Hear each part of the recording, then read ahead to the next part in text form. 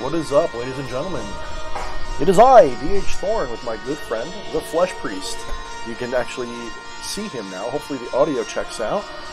Big face reveal time. Face reveal, yeah. Didn't we say we were going to wait till I had, like, 3,000 subs? And I guess I lied, right? I guess I'm lying. Yeah, but I think you're only 20 away, and this just works better. Don't want to just have you talking to yourself on here. I've done it before. Yeah, I'm turning the music down. Thanks, honey. Alright. Yeah, I was just, my little sound engineer person just came over and said, the music's too loud! Nobody, turn it down, the whippersnappers. My goodness. Alright, get the thumbs up. Oh, hey, I just noticed the book sitting on the back there. That looks super cool in the light. Oh. This thing? Yeah, is that what we came to talk about here tonight? This one? Yeah, that one. Nah. We're going to talk about Goldilocks and the Three Bears. Oh, okay. I've been working with Goldilocks recently. Really? Yeah, trying to evoke that mischief spirit. I thought you were just trying to get the honey. I'd evoke Pooh Bear for that. Oh, Pooh Bear, that's right. I get my nursery rhymes mixed up once in a while.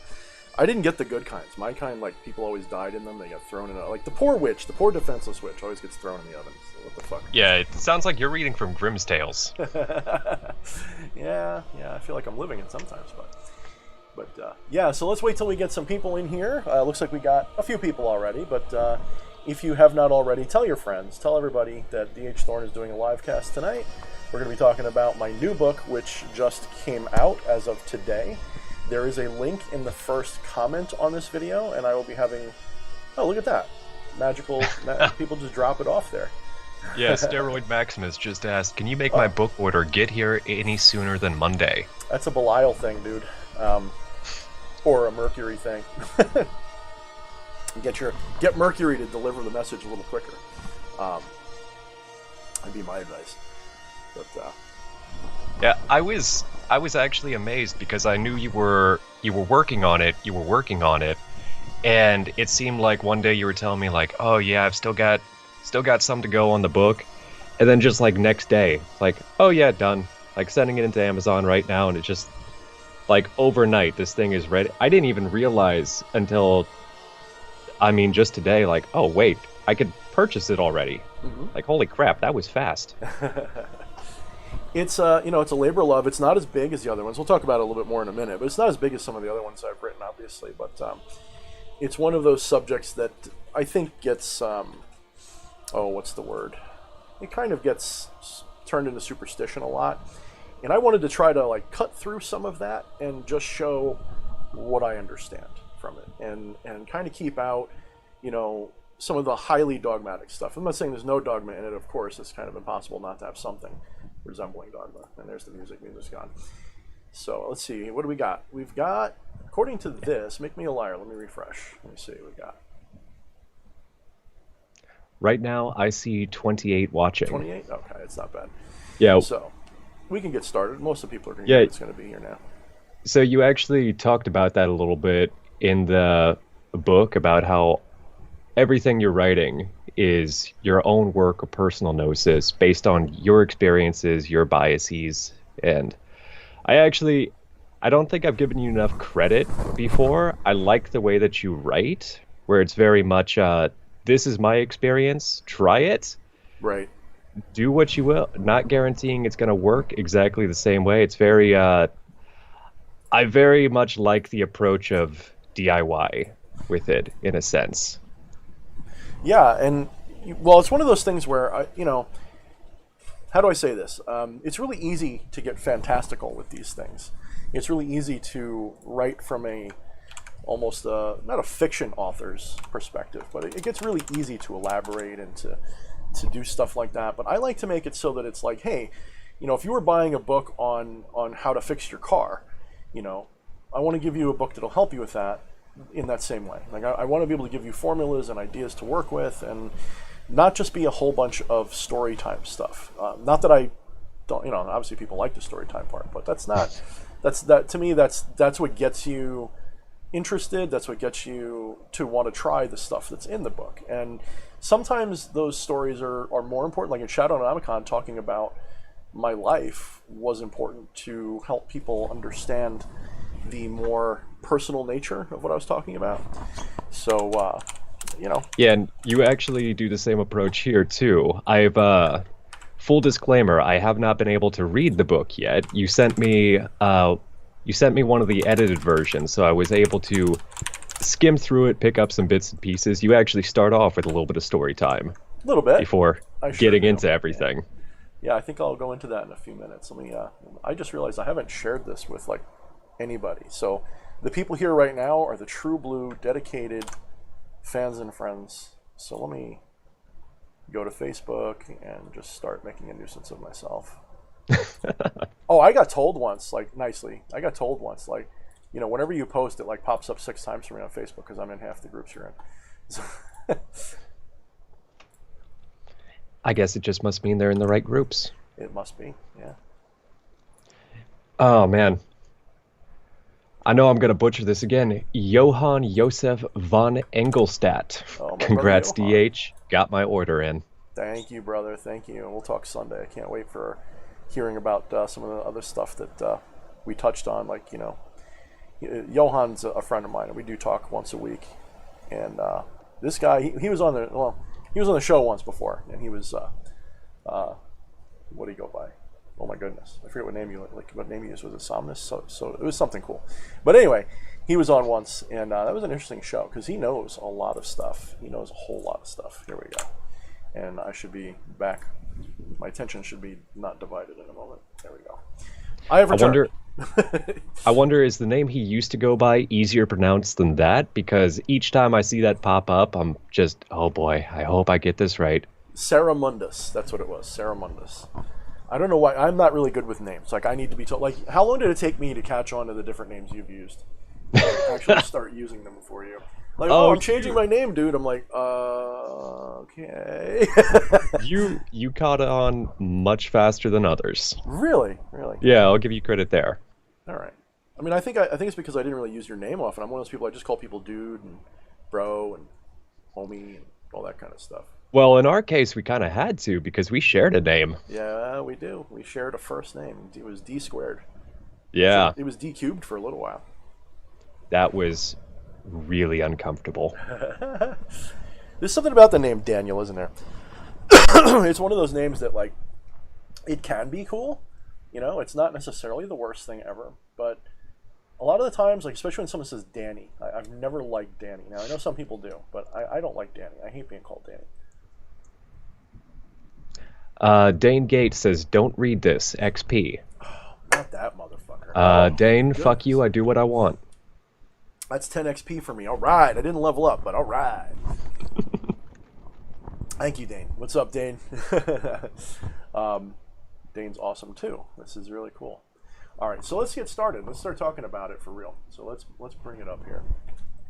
Now, I want you guys to forgive me a little bit. Last night, I got a little rowdy with the with the absinthe and the rum, and I actually did the calculations. And it turns out that 24 ounces of 110 proof absinthe combined with 3 or 4 shots of rum would kill most people listening to this. Like, literally kill you. I wasn't even sure if you were going to bring that up, but yeah, we were chatting earlier in the day, and we figured out that if I, with my body weight, drank that same amount you did, I would probably not be on this stream right now. Mm-hmm, mm-hmm. And I recover quickly, I think, because I have whatever metabolism it is that I have. I don't feel it like other people. It's kind of like when someone has a neurological problem and they get numb, and they can, like, you know, cut their finger off and not know it, and they don't know they're bleeding to death and all that kind of crap. It's the same kind of thing. So when it comes to drinking, I'm not a big drinker, obviously, like, because it costs too much for me to feel it. It's like I have to, you know, it's $30-$40 of bottle, you know, and then it's, if I go to a fucking bar, forget it. It could be like $100. So for me to actually drink and to drink to feel it, is a rare thing. So I figured last night we were all hanging out, we were playing D&D and we were having a good time, and I was like, oh, let me show off that I can drink a fucking gallon of liquor, and so I did. And everyone said you don't even seem drunk. I'm like, no, I'm pretty sloshed. I'm pretty bad, but nobody noticed. Yeah, you seemed a little loose, and which is concerning considering how much you drank. That you only came across as a little loose. But yeah, so on account of all that and just the recovery, treating ourselves nicely, we're just gonna treat this as a nice, relaxed episode. Well, I mean, the cool thing is, not the cool thing, the bad thing is, that means I could kill myself because I don't know when to stop. So, like, I black out if I was going to go that far. So, yeah, we don't want that. Yeah, I got to be really careful. But I woke up with the shakes today, and I felt like, and apparently, while I was sloshed, I recorded about 15, 20 minutes, half hour of me just talking into the camera. So I'm going to watch that tonight. I want to see what I was telling myself. And the reason I did that is actually important. I'm probably going to do a video about this. While talking to someone, I don't know if he wants me to say, yeah, I can say, I was talking to EA, and we were hanging out in a Skype call while I'm sloshed, which is kind of funny. During the conversation, somehow it came up, and I took my idol of Azazel and I just fucking smashed it right on the ground. And it wasn't out of anger at Azazel. It was sort of like proving a point, that the idol does not contain anything. The idol is special and it's sacred, but it doesn't contain anything. It is a way for you to connect.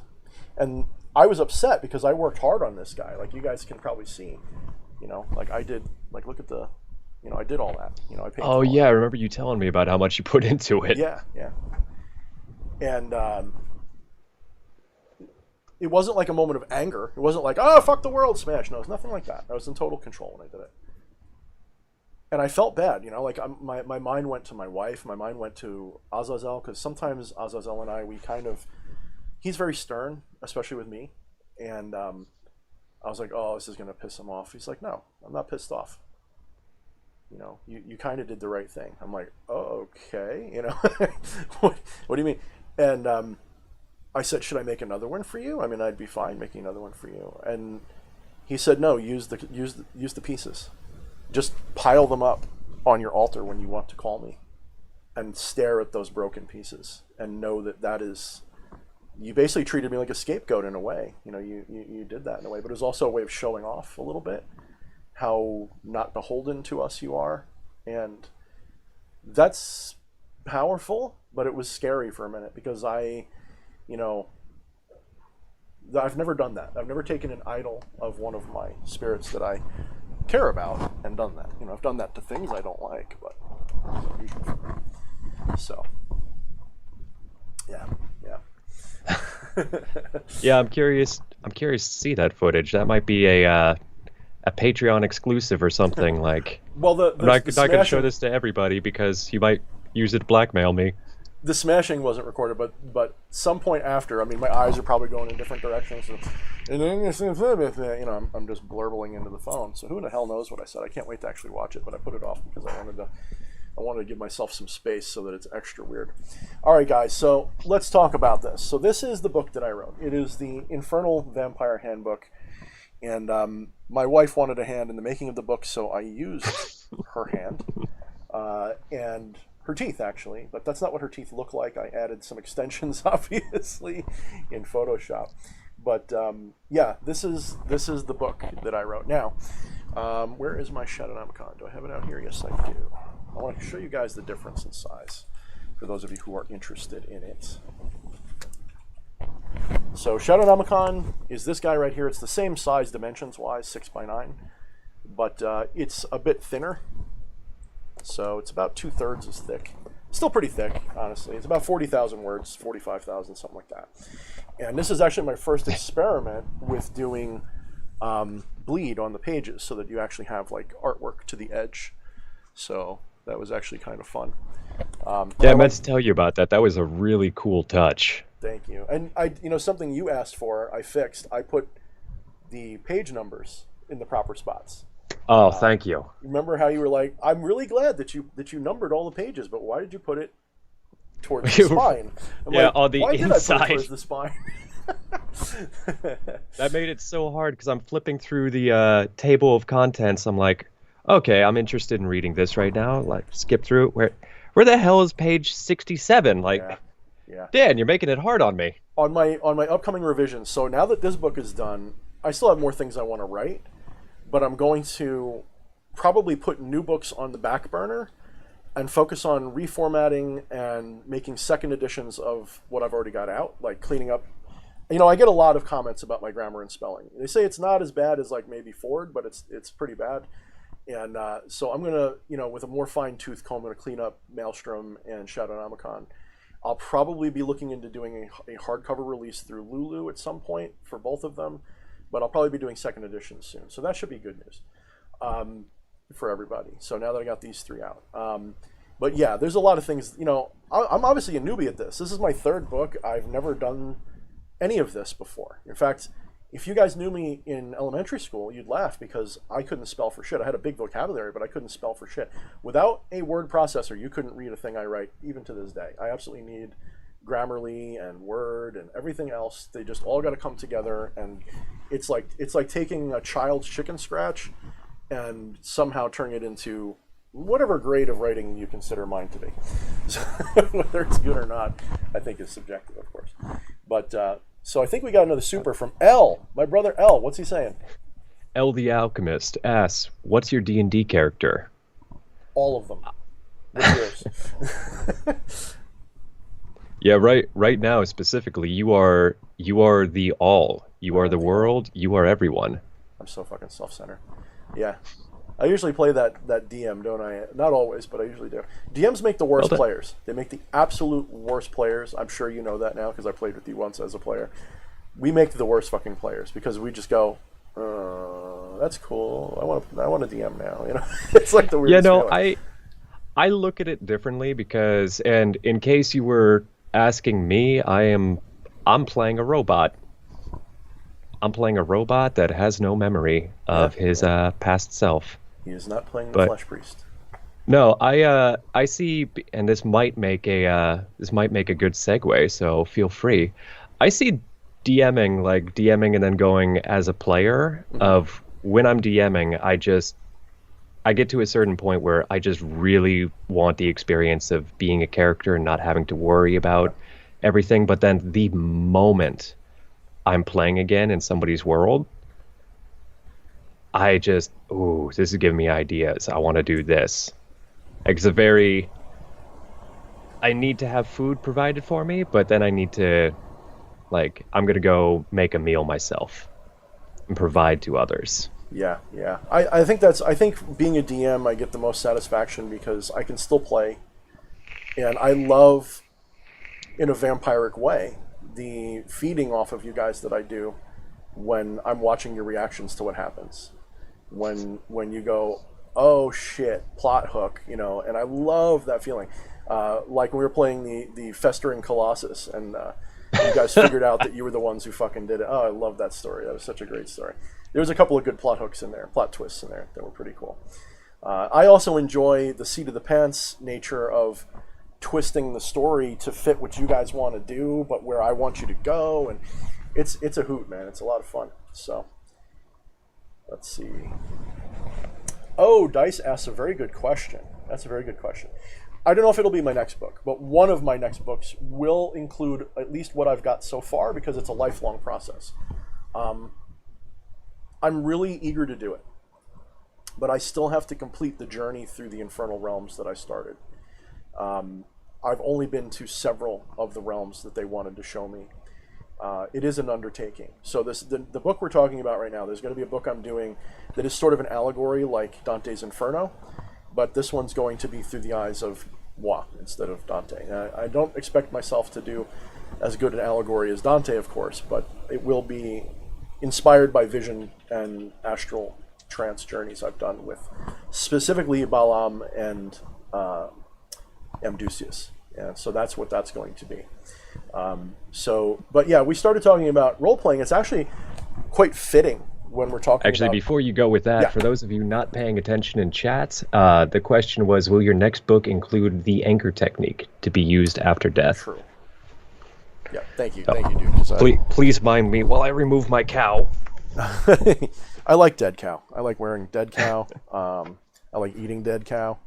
I am definitely not, as much as I like Hindu metaphysics, Advaita Vedanta, I am not into cows.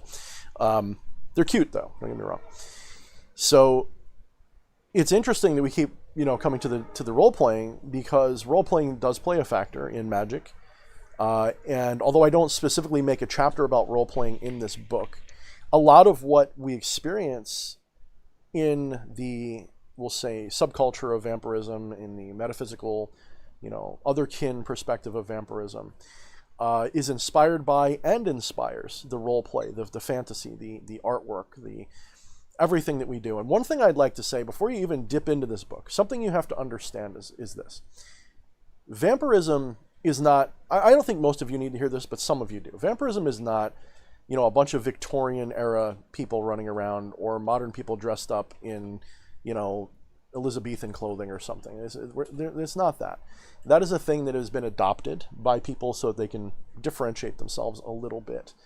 And there does seem to be a very common thread among people who are vampiric, to have an attachment perhaps to their past lives, but certainly to the antiquities of the past. There seems to be a tendency for those people to be attracted to prior eras. And they feel a sense of, I don't want to say nostalgia, but a sense of longing, perhaps for prior eras. So that's an important thing to be aware of. And I speak about in this book quite a bit that one of the things that I think is true, when we're talking about vampires being immortal, right, in the fiction, well, we're not actually talking about their body being immortal. We're talking about their disembodied soul. Now, that's true for everybody. But in this specific context, I think vampires, for whatever reason, people with the vampiric condition, and I say condition not in a demeaning way, I mean it more like, there's a condition of, being male or female condition. So it's a property, in other words. The vampiric property is maybe even a better word.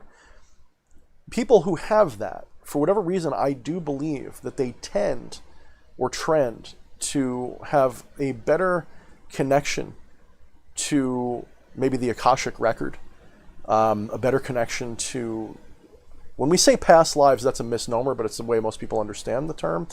I don't think they're past lives. I think they're all lives. I think they're our lives at all times. So in a matter of speaking, Flesh Priest, you and I are the same person living out our life together at the same time, but we don't have any memory of each other. So whether you're behind or ahead almost doesn't matter. But the same thing would go for whoever else I once was. That's the theory that I'm working with.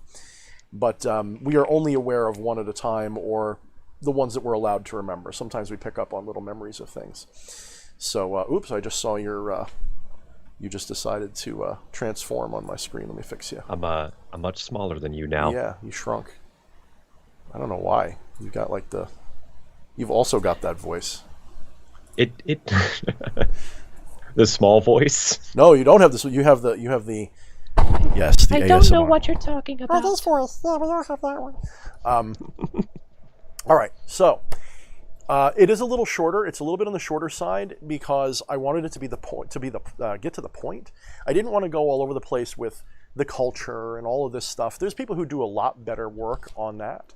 And there's not a lot of things that are uniquely specific to vampirism. So someone had just mentioned shapeshifting. That is a magical art that many vampires are capable of, but it is not a vampire thing. It is not like this is what a vampire is. No. It's not just that. We can all do this. So I wanted to focus on things that are specifically about the left-hand path, Bane-ish, in the direction of Bane vampirism. What it is to drain people and things, the different meditative techniques that are used for that, and the ritualized aspects of that, as well as an initiatory ritual with the Dark Mother, the Dark Sanguine Mother Lilith, who I identified as, at least in my world, the primary, deific mask, the primary mask, archetypal mask for vampirism. I also identified several others, which I do mention, but she's the one this book is dedicated to. And in fact, that dedication is what a lot of people really, really get interested in. Do you have it in front of you, Flesh Priest? Would you care to read the dedication in a flesh? No, not in a Flesh Priest voice, but in a magical, whimsical voice. Oh, I can pull. He's like, no. Ooh. As soon as you say magical, whimsical, I don't know where to go with that. Well, I don't know. I can do it. I'll let you do it. Are you? Oh no, that's the wrong section. I'm sorry. You're talking about the dedication, right? Yeah, the dedication itself. Just the you'll see where I cut it with a paragraph. You don't have to read after the paragraph. Oh, did you just send it to me? No, you have it. It's the old nope, PDF file. That was some... Apologies, I heard something in Discord. I thought you just sent it. No, yeah, dedication. I might need some spooky music for this. Do you have any on standby? Oh no, I don't. But I might be able to get some. Yeah, let's. You really want to? We're gonna ham it up, guys. Forgive us. Some of you guys hate this stuff, right? Some of you guys are like, Thorne, just be real. Other people are like, yeah, make it fun. And it's like, I don't know who to listen to. Man, being so real right now, I'm in sweatpants. Right? This is real, guys. This is exactly what we do. All right, let me find it. Ritual Music 4. Ooh, I love that volume. Yeah. I'm just gonna start, and we'll see when it kicks in. Okay, the music is dedication. Going. Thank you, dread Mother Lilith, for your inspiration and guidance in this matter, and for embracing me as one of your own. May your dark sanguine love and power be received by all your lost children, and let the vengeance be felt by all those who would do them harm. May this humble book bring many of your lost children home to your bosom. May they once again revere your name as the dark matron of fertility, blood, and self-liberation from any and all who would shame or control the divine feminine. May your daughters be exalted, and may your sons be worthy companions in the sanguine darkness. May the weaker fruit of the betrayer Eve be forever cursed. May her womb be forever barren. May her lovers be consumed by the emptiness inside. May the oppressive religion patriarchs who cast you from divine place be torn asunder and forgotten. May justice be done, and let no one ever again forget that the divine masculine and divine feminine are not merely equal, but are in fact essential, and must be in balance, or pain and destruction awaits the soul. For Lilith cannot be tamed. Her power as the dark feminine is too great, her rage too righteous. But the true divine masculine is only the force strong enough to walk beside her. Let he who reads this know this power. Let she who reads this become this power. I love that last line, become this power. Now that is actually an invocation. You can actually, I'm getting chills. Woo, hi Lilith. Hi, I can prove it. You can see it? Yeah. Oh, I see it. Yeah, man.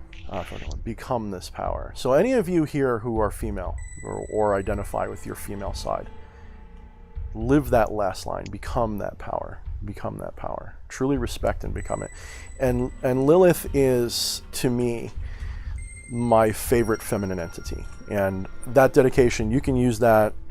You know, if you're in my Become the Maelstrom Facebook group, you can find it in there. In case you don't feel like buying the book, that's a free gift to the world. But yeah, no, that's meant to be a powerful invocation, and it really does work really well for me. So I hope you guys enjoy that. Are Lilith and Hecate related in any way? I see a lot of similarities. You know, those kind of questions, while good in some levels, they can kind of confuse issues a little bit. Sam, I am guilty of this a little bit because one of my hobbies, although I'm not the best at it, there's definitely people who are better at it than me, is, you know, cultural anthropology and comparative religion, like Joseph Campbell once had done. And so I really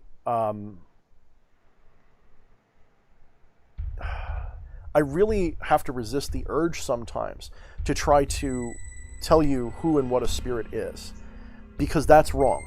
Okay, that's not actually the right way to go about it. It can be fun to note the similarities, but in all honesty, you're better off just working with whatever aspect you like.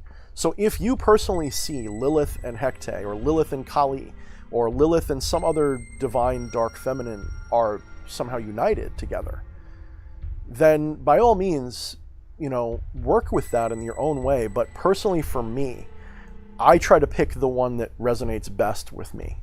And I have also had success working with both aspects at the same time as different entities before. Not Lilith and Hecate, mind you. I've never worked with Hecate personally. But no, I don't think that you can easily draw a line from Lilith and Hecate and say they're the same thing. You can say that they maybe have some same ideas, the same archetypes might be behind both entities. And this is what comes down to my higher understanding of spirituality. It's not that unlike what is it, the book of the book of One by Ra. I forget the name of it, but in which there are archetypal spiritual forces that sort of become these masks, and these archetypal forces are more like Jungian archetypes. They're like ideas. So you have the idea of the cosmic rebel, and you have a masculine form and a feminine form, and you have this and that. So the cosmic rebel is generally the left-hand path iteration of spirituality on every level. So whenever you have a rebellious leader, a rebellious god, a rebellious demigod, a rebellious priest, something like that, that's usually born of that rebellious archetype, which generally, at least initially, is sparked from that left-hand path origin. And we can get into a whole conversation on a deep level about that. But I don't like to syncretize spirits more than I have to. The times I do that the most is when we're talking about goetic spirits, because a lot of the times the goetic spirits are Christian abuses. They're closer to racism than anything. And I use them because they cause psychic calamity for those who hear them. They have a power of their own. They are egregorically powerful beings. But a lot of them would prefer, at least at some level, if possible, that you become aware that they are all based on pagan, heathen, ancient gods, and villains too. They're not always good guys. Don't make that mistake. But they're not, the Christian idea of heaven and hell is bullshit. That's not to say there isn't a heaven or a hell per se, but the idea of how it works is complete and utter bullshit every single time. And you just completely grew in size. I would like to point out that this whole sizing issue happened right when you were talking about chaotic priests. Mm-hmm. What are you trying to say? Something of the flesh, something. Uh-huh. Mm-hmm. We'll see. We'll test that. No, I'm just kidding. So, did you have more to go off of with that thought? Which thought? I forgot the thought. Maybe it's the absinthe. What thought was Well, on? then I will. Yeah. In that case, that answers that question. So I actually wanted to ask you, why did you choose to write this book right now? Was there a reason? Like, were you just working with spirits that determined this was the right time to write this book, or does this make just a natural companion follow-up to your previous two works? I have a stack of work that I've been putting together, and I am a scanner. What that means is I'm the type of person, I go from subject to subject, I master it a little bit, and then I move on, then I come back, and I just constantly, I'm never... I can confirm. Yeah. Like, what do I not try to play with? There's few things that I don't fuck around with. So I had a lot of books sitting. I still do. From fiction to nonfiction, I have a lot of stuff that I'm working on, including, collections of shorter posts I've made on Facebook that might make a good collection. All that kind of stuff. Well, vampirism is a subject that came from, as a result of, and inspired a lot by the shadow people that I worked with. Not worked with, but almost victimized by, although I don't believe in that word. So the shadow people that I wrote Shadownomicon about inspired, or at least partially encouraged, that vampiric nature of mine that was developed from more mundane family issues, growing up the way I did with my own problems. It wasn't done to me. This is a thing that you're growing up in a dysfunctional household filled with shadow people that are exacerbating those things. And you, instead of developing maybe into a passive person or developing, the usual way, I guess I was different in that I became the bully's bully. I'd bully the bullies and I would feed on their fear, and I really enjoyed it. And that kind of stuff I didn't know I was doing. When I became older and I started working with shadow people, that vampiric talent of mine, I wasn't aware I was doing it, but I was really doing it. By the time that shadow current was ending in my life for a while, when I put that down, I was walking away from it and giving up on it. I had turned really heavily towards the vampiric current because I felt, as I call it, the sanguine current. I really turned towards that because it sort of represented maybe a distraction, I guess, but it was also a way for me to understand what I was doing to people. Why was I manipulating people? Why was I trying to do what I was doing? Why was I creating a cult? And I still have people to this day that, even people that were friends of mine last year, that they think I'm a manipulative, monster, like quite literally. And I mock them. I mock them deeply because they don't know the half of it. But the reality is that you can turn those traits into benevolent, into something that's not destructive of the world. So someone who's really good at manipulating, right, would be someone that could maybe manipulate people into helping themselves instead of just feeding off of them. And so as I got older, and especially after I had kind of found my Zen self, and I kind of healed is a strong word, but recovered perhaps from what I was like before. When I had done that, I recognized that a lot of what I do, I really do like feeling helpful towards people. I really do like making people find themselves. I love, just like when I was talking about being a DM before, I love that moment of surprise, shock, and awe when some new thing appears in their life, and they go, wow, this is possible, this is real.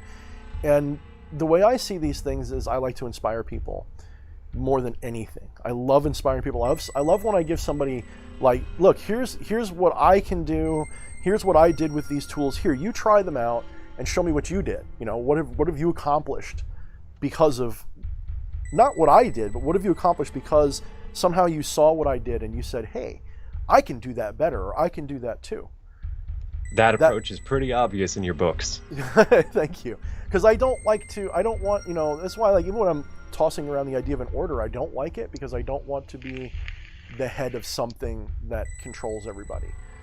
If I like what I'm doing, if people want to come and sit at the foot of the mountain where I'm hanging out and fucking hang out with me and play D&D with me and do magic from time to time, that's what I like. I like to teach that way. I don't want to create an order necessarily where people have to follow what I say. So this book was kind of a good natural next step. It's also, economically it's a good choice, right? Vampires are still very popular. There's still a market for it. And hey, Vampire the Masquerade, they're releasing that new game. Right? So, hey, maybe I should have done it the same week. But, yeah. But it's helpful. And honestly, a writer writes. You got to put a book out a year at least to stay solvent, I guess, in this industry. So that's what I'm doing. Now, on the other hand, this book was also easier. It was easier to complete because I already have it all. Whereas the one where I'm doing the Infernal Path working, talking about making that soul anchor that Dice Controller was asking about. I think it was Dice Controller. Yeah. Yeah. So that one, like I said, I've only done 3 of the realms that they want to show me. I've only done 3 of the infernal places they want to show me. So there's quite a few more I've got to go through. And I've kind of put off on it because it's one of those things where I really need to process it, because it's not, I can tell you the story of what happened, and some of it's very symbolic and meaningful. But some of it is literally a paragraph or 2 that I scratched out in pencil in my ritual chamber on a notepad, or I came out and I just wrote what I saw, and I'm still going through processing what I saw and turning it into proper verbiage to make it interesting. So it's not done, even though there's a lot done with it, it's not done. The other one that I was working on I was calling it the Book of Sacred Symbols, and I may not finish that one as intended. I was going to create, because a lot of people in Magic, they like to have books of correspondences or access to correspondences. They want to know what's associated with what planet and whatnot. And I use the internet for that. Like, I don't have a big book of that, right? I just Google, what does star anise do? What planet is it associated with? And I research it a couple times. I find out what it is, and sometimes I'll jot it in my grimoires. I've actually been working on doing that better.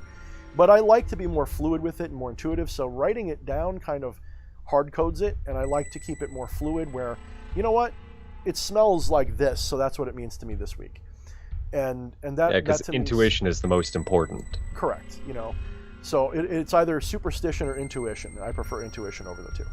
So there is that. There's definitely that. But that book, unfortunately, is kind of all over the place. I've got 5 or 6 different subjects that I talk about. And I think to myself, okay, this could be a decent, second book, like Become the Maelstrom 2, or like when I do revision number 1 or whatever, when I make version 2 of Become the Maelstrom, here's a whole extra book that I can tack onto it now that has all of this. And I may still do that as part of the new Become the Maelstrom that will eventually come out. But I also like the idea of releasing, I don't know if this is the right word, but, micro grimoires, smaller grimoires, things that are 100, 150 pages at most, sometimes less, 50 to 100 pages, that are, this is a little bit about a subject that you can just add to your collection as well. Not everybody wants to study vampirism, so why put it in the big book of Thorne? I might as well make different books about different things. So I kind of maybe over-explained it, but that's why I made this book next, because Oh, sorry, I cut you off. No, I'm glad you did. I need a drink. I personally find that more satisfying too, because I can't tell. There's something really satisfying about just a big, complete tome. Like, if I still had my bookshelf in here, I could pull out, maybe not the best example, massive unabridged dictionary, which looks impressive as all hell sitting on the shelf. It's not very practical to just bust out. I like being able to have smaller, more piecemeal books. Mm-hmm. That was also part of my thinking. My original intention, I've told everybody, and I've told you, and I've told anybody who reads my work, the Become the Maelstrom is the core book. And that will get updated, and sometimes I'll take these books and maybe shove them in these books. We'll see, because I might want to make a complete edition at some point. But I want to update that book and keep that almost like, again, we're going with the roleplay reference, almost like the Player's Handbook or the Dungeon Master's Guide. I want to make that the centerpiece, that if you have that, everything else I write should click into place. That's the only one you have to buy. So that's actually something I wanted to ask for people in the audience who maybe haven't read Become the Maelstrom yet.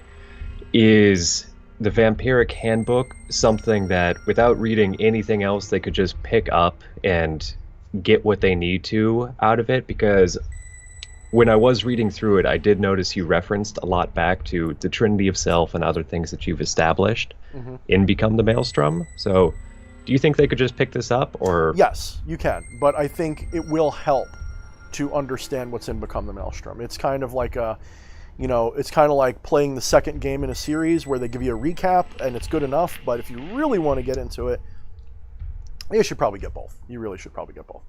But it's not absolutely necessary. So, I recognize also that, and I'm guilty of this, but I have to be because I've got to pay the bills. Occult books are always more expensive than the page count would normally warrant in another thing.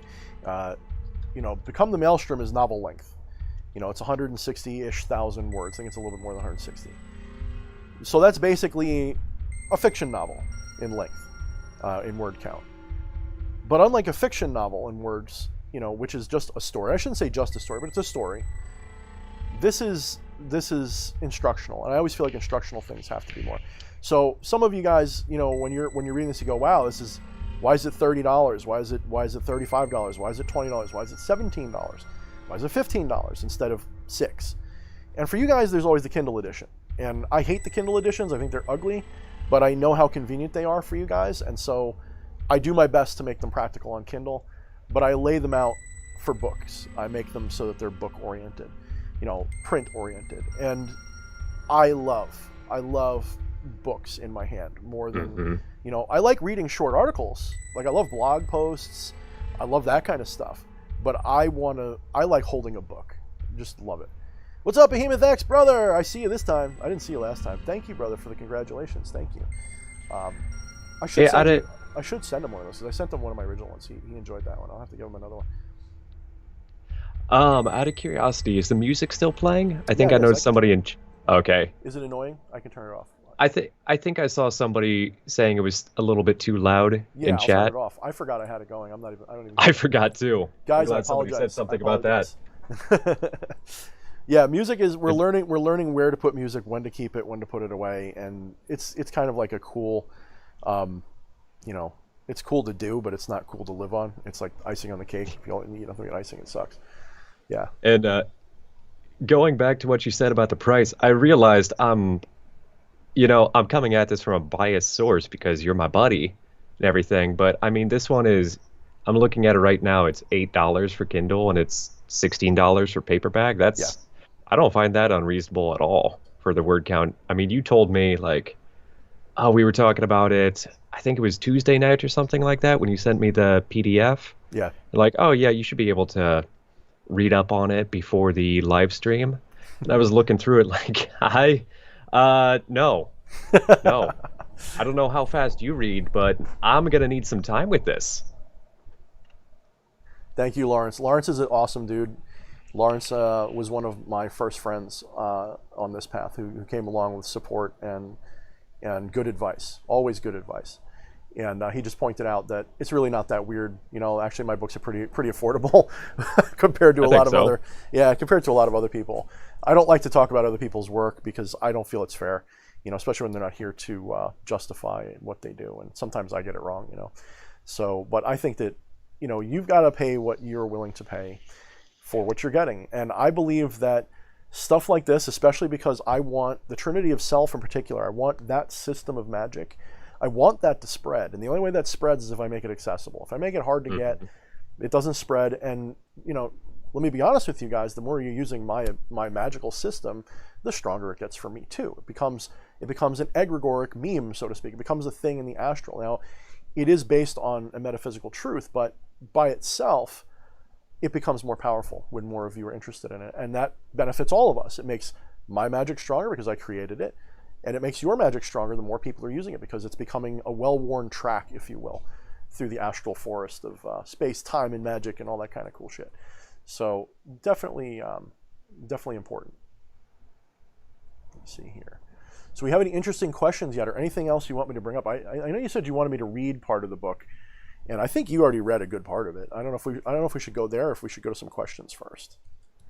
Yeah, one thing, this is for my own curiosity. When I was reading through, everything in this is really focused on Lilith, but you also brought up, I don't know if you brought it up multiple points or I just caught the one, but you mentioned Asmodai? Asmodai, yeah.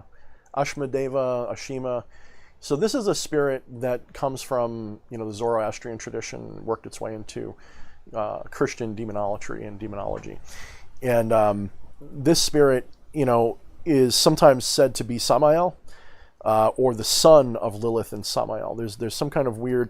So it really depends on which mythology you want to work with.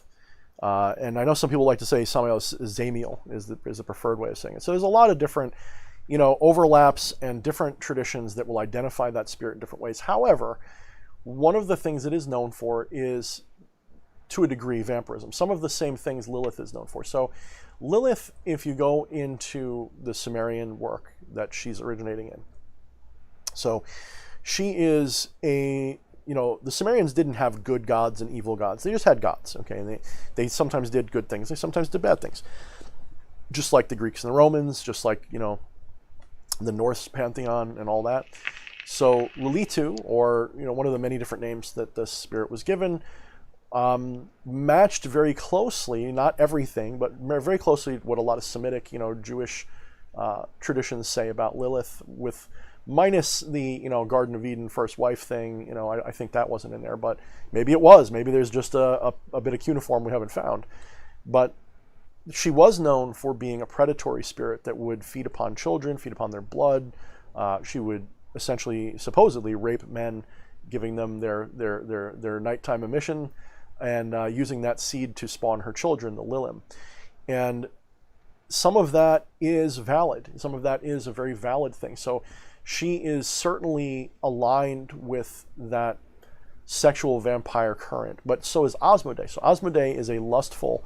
So a lot of the things that he's known for, he's lusty, he's wrathful, he is possessive, and he's actually one of the best. If you're a male looking for a good succubus or something, yeah, I would definitely consider going to him for to get that spirit in your life. But with Lilith, I think Lilith, is given an unfair, really unfair. She's treated very unfairly even by her followers these days, I think, personally. There's a lot of people who try to own her. They try to say that they are this and that to her. And, I'm not saying that doesn't happen. I do think that a lot of people who work with Lilith work with her because she's called them to work with her. And she probably does call them her children quite often. I do believe that, because I think a lot of people, especially people who are working magic, they're often from that, downtrodden life. Not always, but very often they live on the island of misfit toys.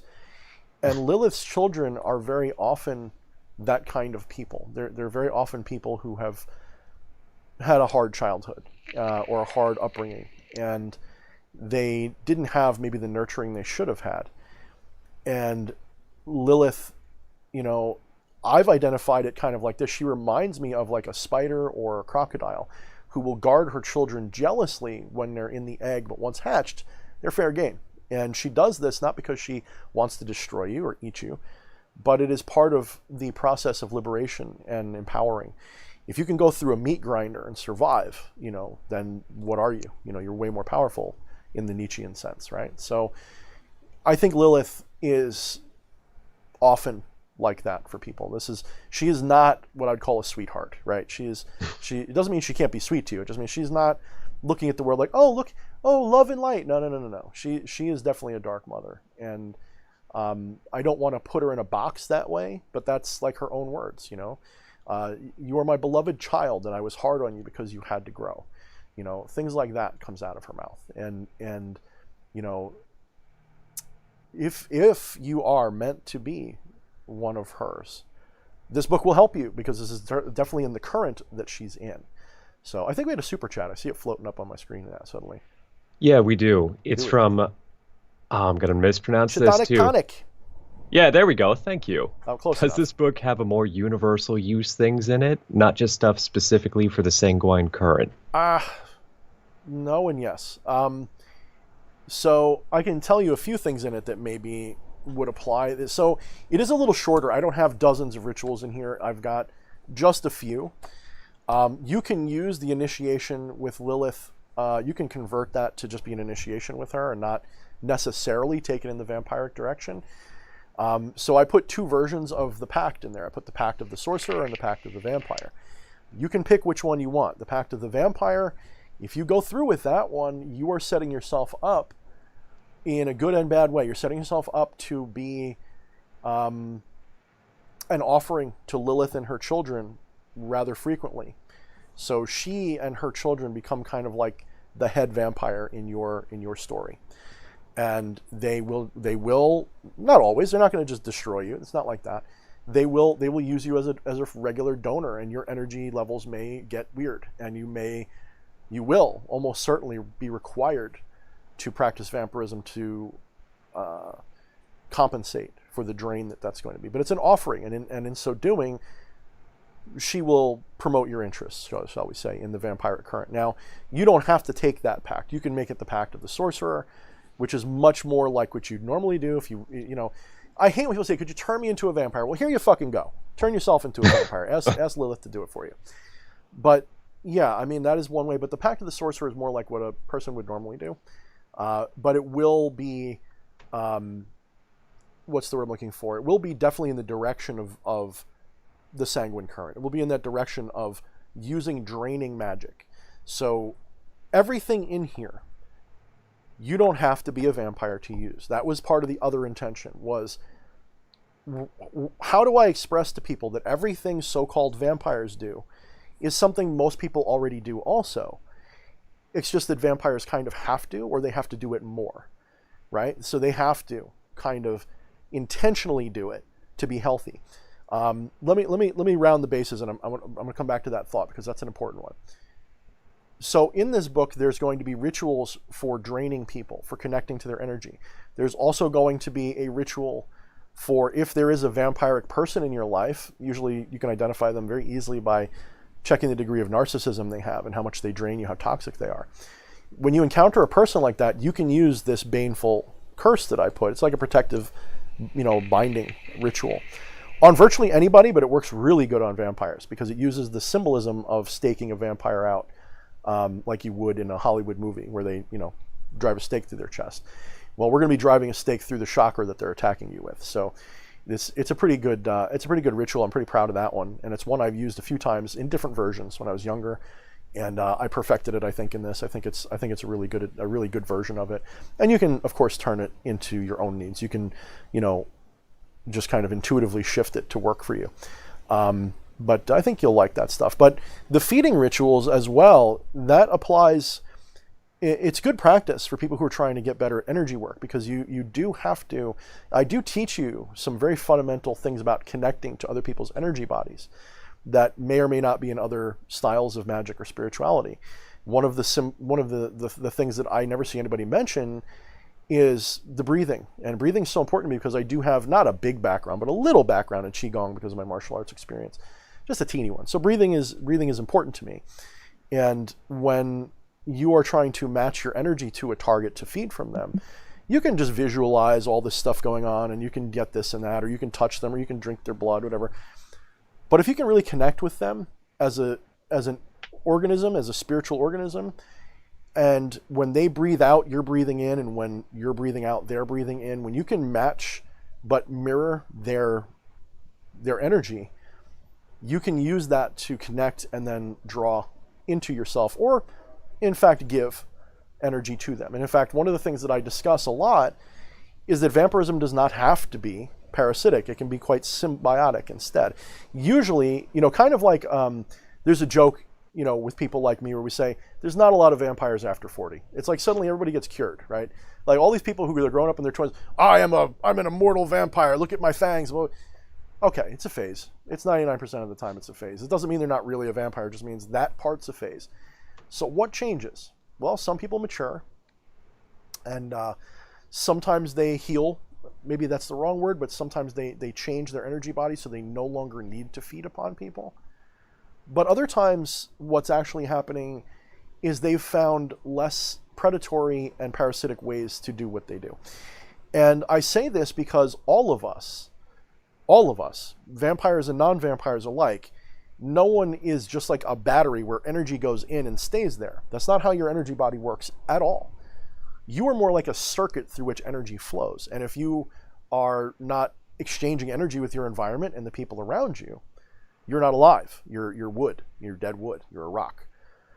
And even that exchanges energy, but in the more biological living sense, you're not exchanging that energy.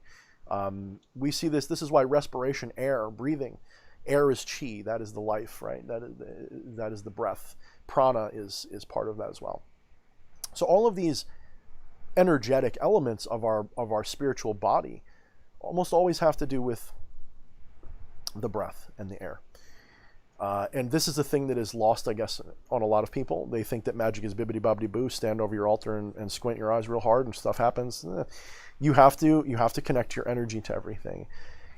Practicing vampiric ways will help you with that because you will learn to understand that there's always an exchange between you and the things around you. And vampires, for whatever reason, I hesitate to call it a condition in the negative sense, but I do use the word condition. Their energy body has a condition in which, for whatever reason, there's several different possibilities, that they either require more energy than they give out, like there's a hole in them. Like, for example, a shadow person. Some of the shadow people, they are all vampiric.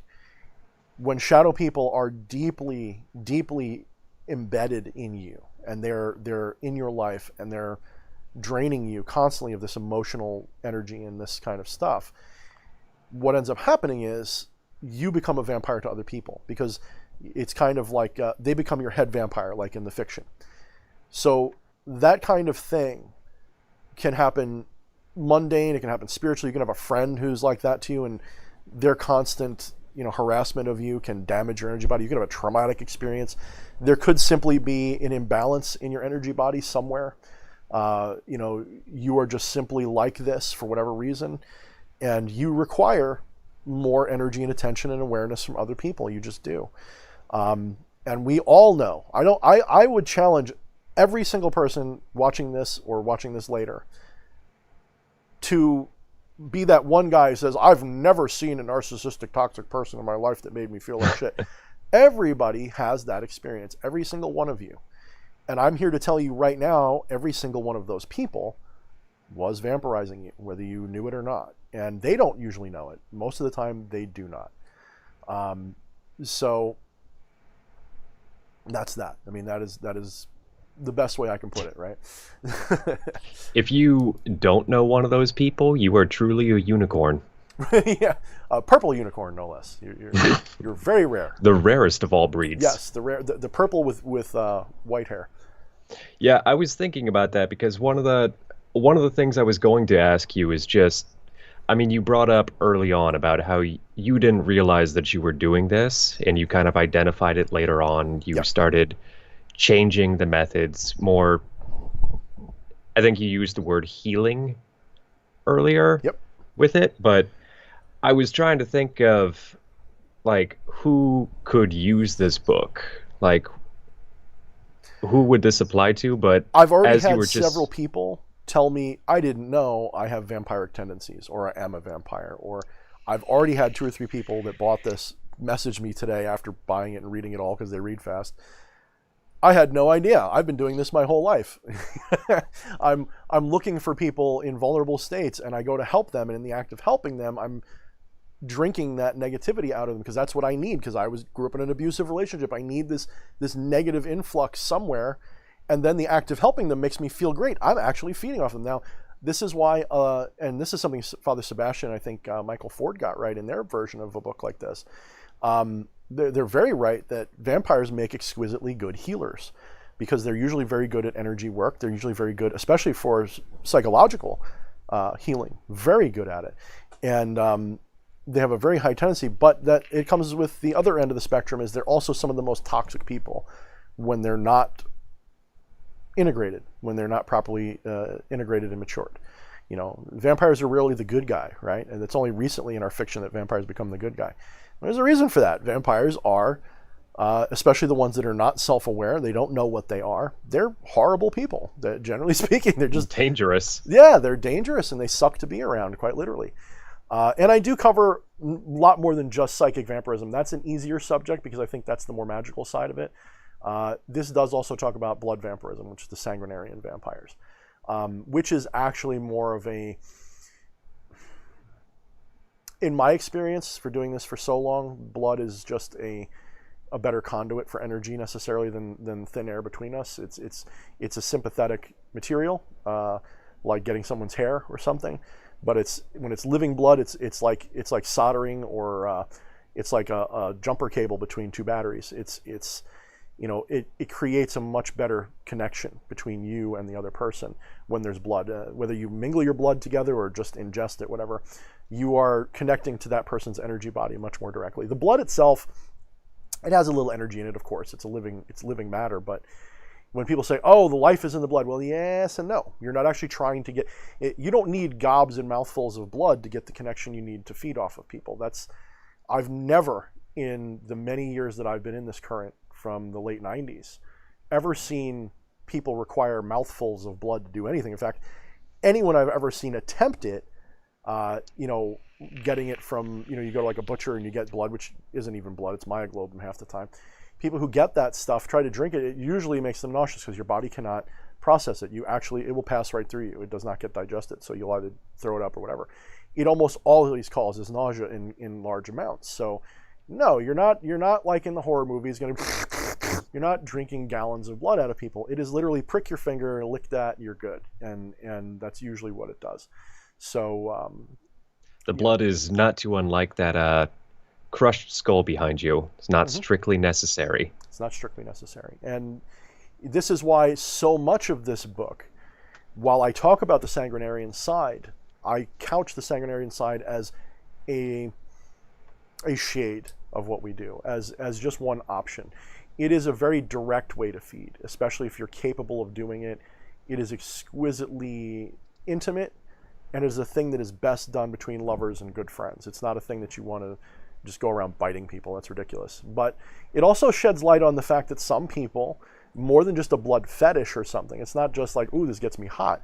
No, some people, they relish and revel in bloodshed. They're violent. They're murderers. They're warriors. And I've wondered about that growing up. Thinking, are some of these people energy vampires? And they're feeding on. Imagine like a samurai, right? In feudal Japan, and he cuts his enemy down. The blood shoots all over him, and he takes in that moment of zen, so to speak, and he drinks in that energy. I mean, is he feeding at that time? I do think so. I think in some cases, yes, absolutely. So think of this. Think of these serial killers. Think of these people. But it's not, this is not, we put a lot of this gothic spin on it, and that is just the showmanship side of things. It is not necessary. It is powerful to do. It's really powerful. One of the things that is interesting about the vampire subculture in, the otherkin goth subcultures is that a lot of them have an awareness of how important it is to use glamour, how important it is to take on the persona of a powerful being, because when they do, their lives manifest things for them that are powerful. I've seen it happen time and time again. When they've discovered themselves in this way, when they aren't afraid to be that, a lot of power happens. They become more empowered. And this, not to bring up too sensitive a subject, but you see this in people, especially today when the gender issue is becoming easier for people to talk about and live and express. As it's becoming easier to be a different gender, even. Sometimes, statistically, there's still an issue where a lot of times it's not so good, but I think generally speaking, it's a positive thing for people when they can express and live that person that they really believe that they are. They become empowered through it. I've very rarely seen anybody really go through that and have a worse life. Usually, if they have a worse life, they're already messed up. Like, it wasn't because of their, whether you want to call it dysphoria or gender change, whatever it is to you, whatever side of that argument you're on, when they identify, when they own it and they become it and they say, no, this is what I am. Oh, it's like a burden lifted off. Well, the same thing applies to this. It becomes who you are. You become it, and you heal because of it. You can now live your life. So if you don't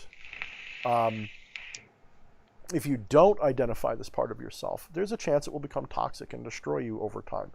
It's important, just like with shadow work. It's important to identify this and make it work for you if you can. Knowing is half the battle. G.I. Joe. Cobra! Yeah. So, I know we've been talking about a lot of. Actually, you know what? Before I even bring that up, there was one thing that made me laugh so much. I mean, you and I know each other for 4 years or something now. Has it been? So it feels like 3 weeks. Nah. I have that effect on people. My presence. You just time stops. When I read these books, I'm reading them in your voice the whole time. And there was one bit later on in the book where you're talking about protection from vampires, and I just love the way that you matter-of-factly state, dealing with a sanguine vampire of just like it's a non-issue, isn't it? Just like, don't even worry about it. This is just some psychopath, probably just physical protection. Yeah, just 357 between the eyes, vampire problem solved.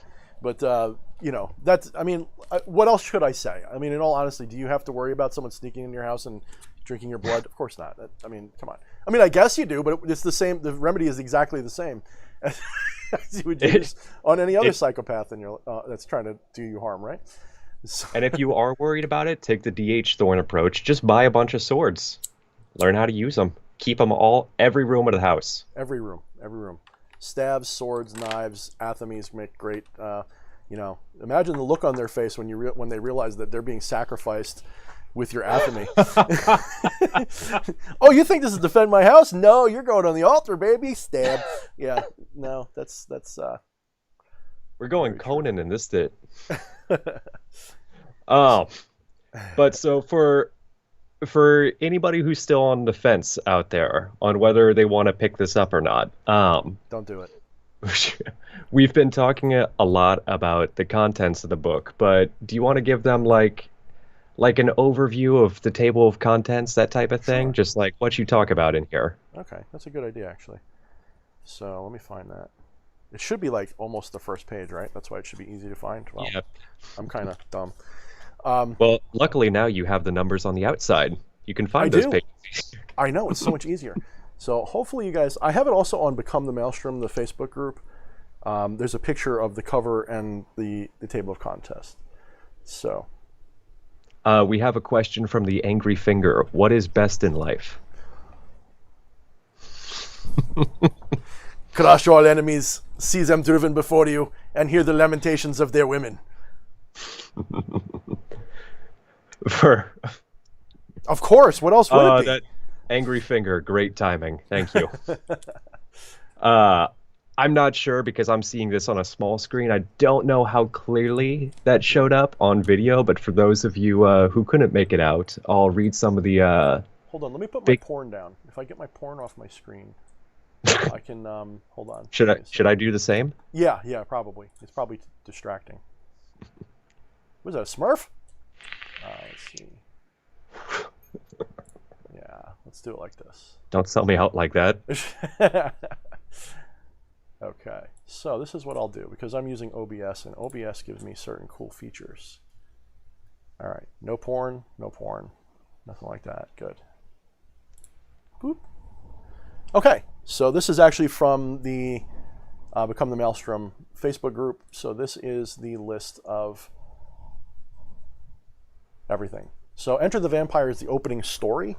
That story is meant to be a kind of an icebreaker. It's meant to show you the kinds of things real vampirism can be like. Maybe not, it's kind of a bit of exaggeration. I wouldn't say all of that would happen in the same night. But it's an example of the kind of thing that being a vampire can feel like, at least on occasion. And maybe I'll read that part for you guys in a minute. It's not very long.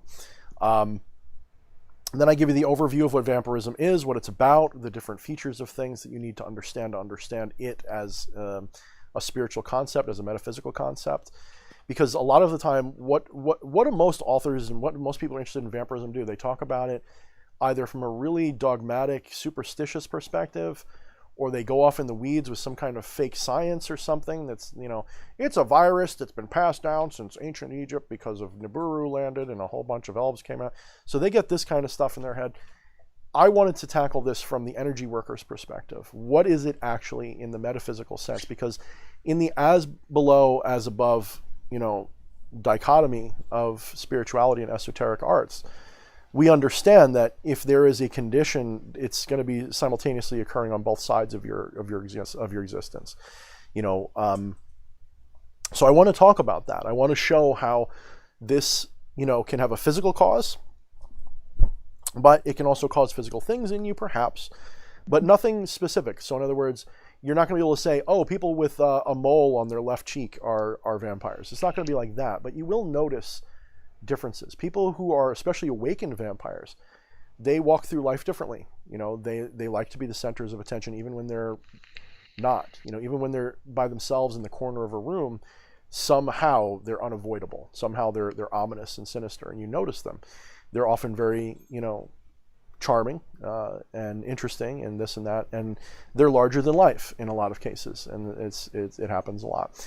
So I talk about a lot of that. I talk about the importance of Ankhs, which is something that's been adopted by the vampire culture, and why I think it's a decent thing to do. It's not really historically correct necessarily. I don't think that the Ankh represents vampires at all, but the Ankh is a beautiful symbol to those who believe in this current. It's very useful. So we talk about the benefits, we talk about certain disadvantages you might experience if you're experiencing vampirism. Then comes the grimoire. And the grimoire is, as you can see, it's it doesn't have a lot of rituals in there. I kept that intentional. I wanted it to be more about learning energy work methods, and the initiatory ritual with Lilith was one of the big things I wanted to include.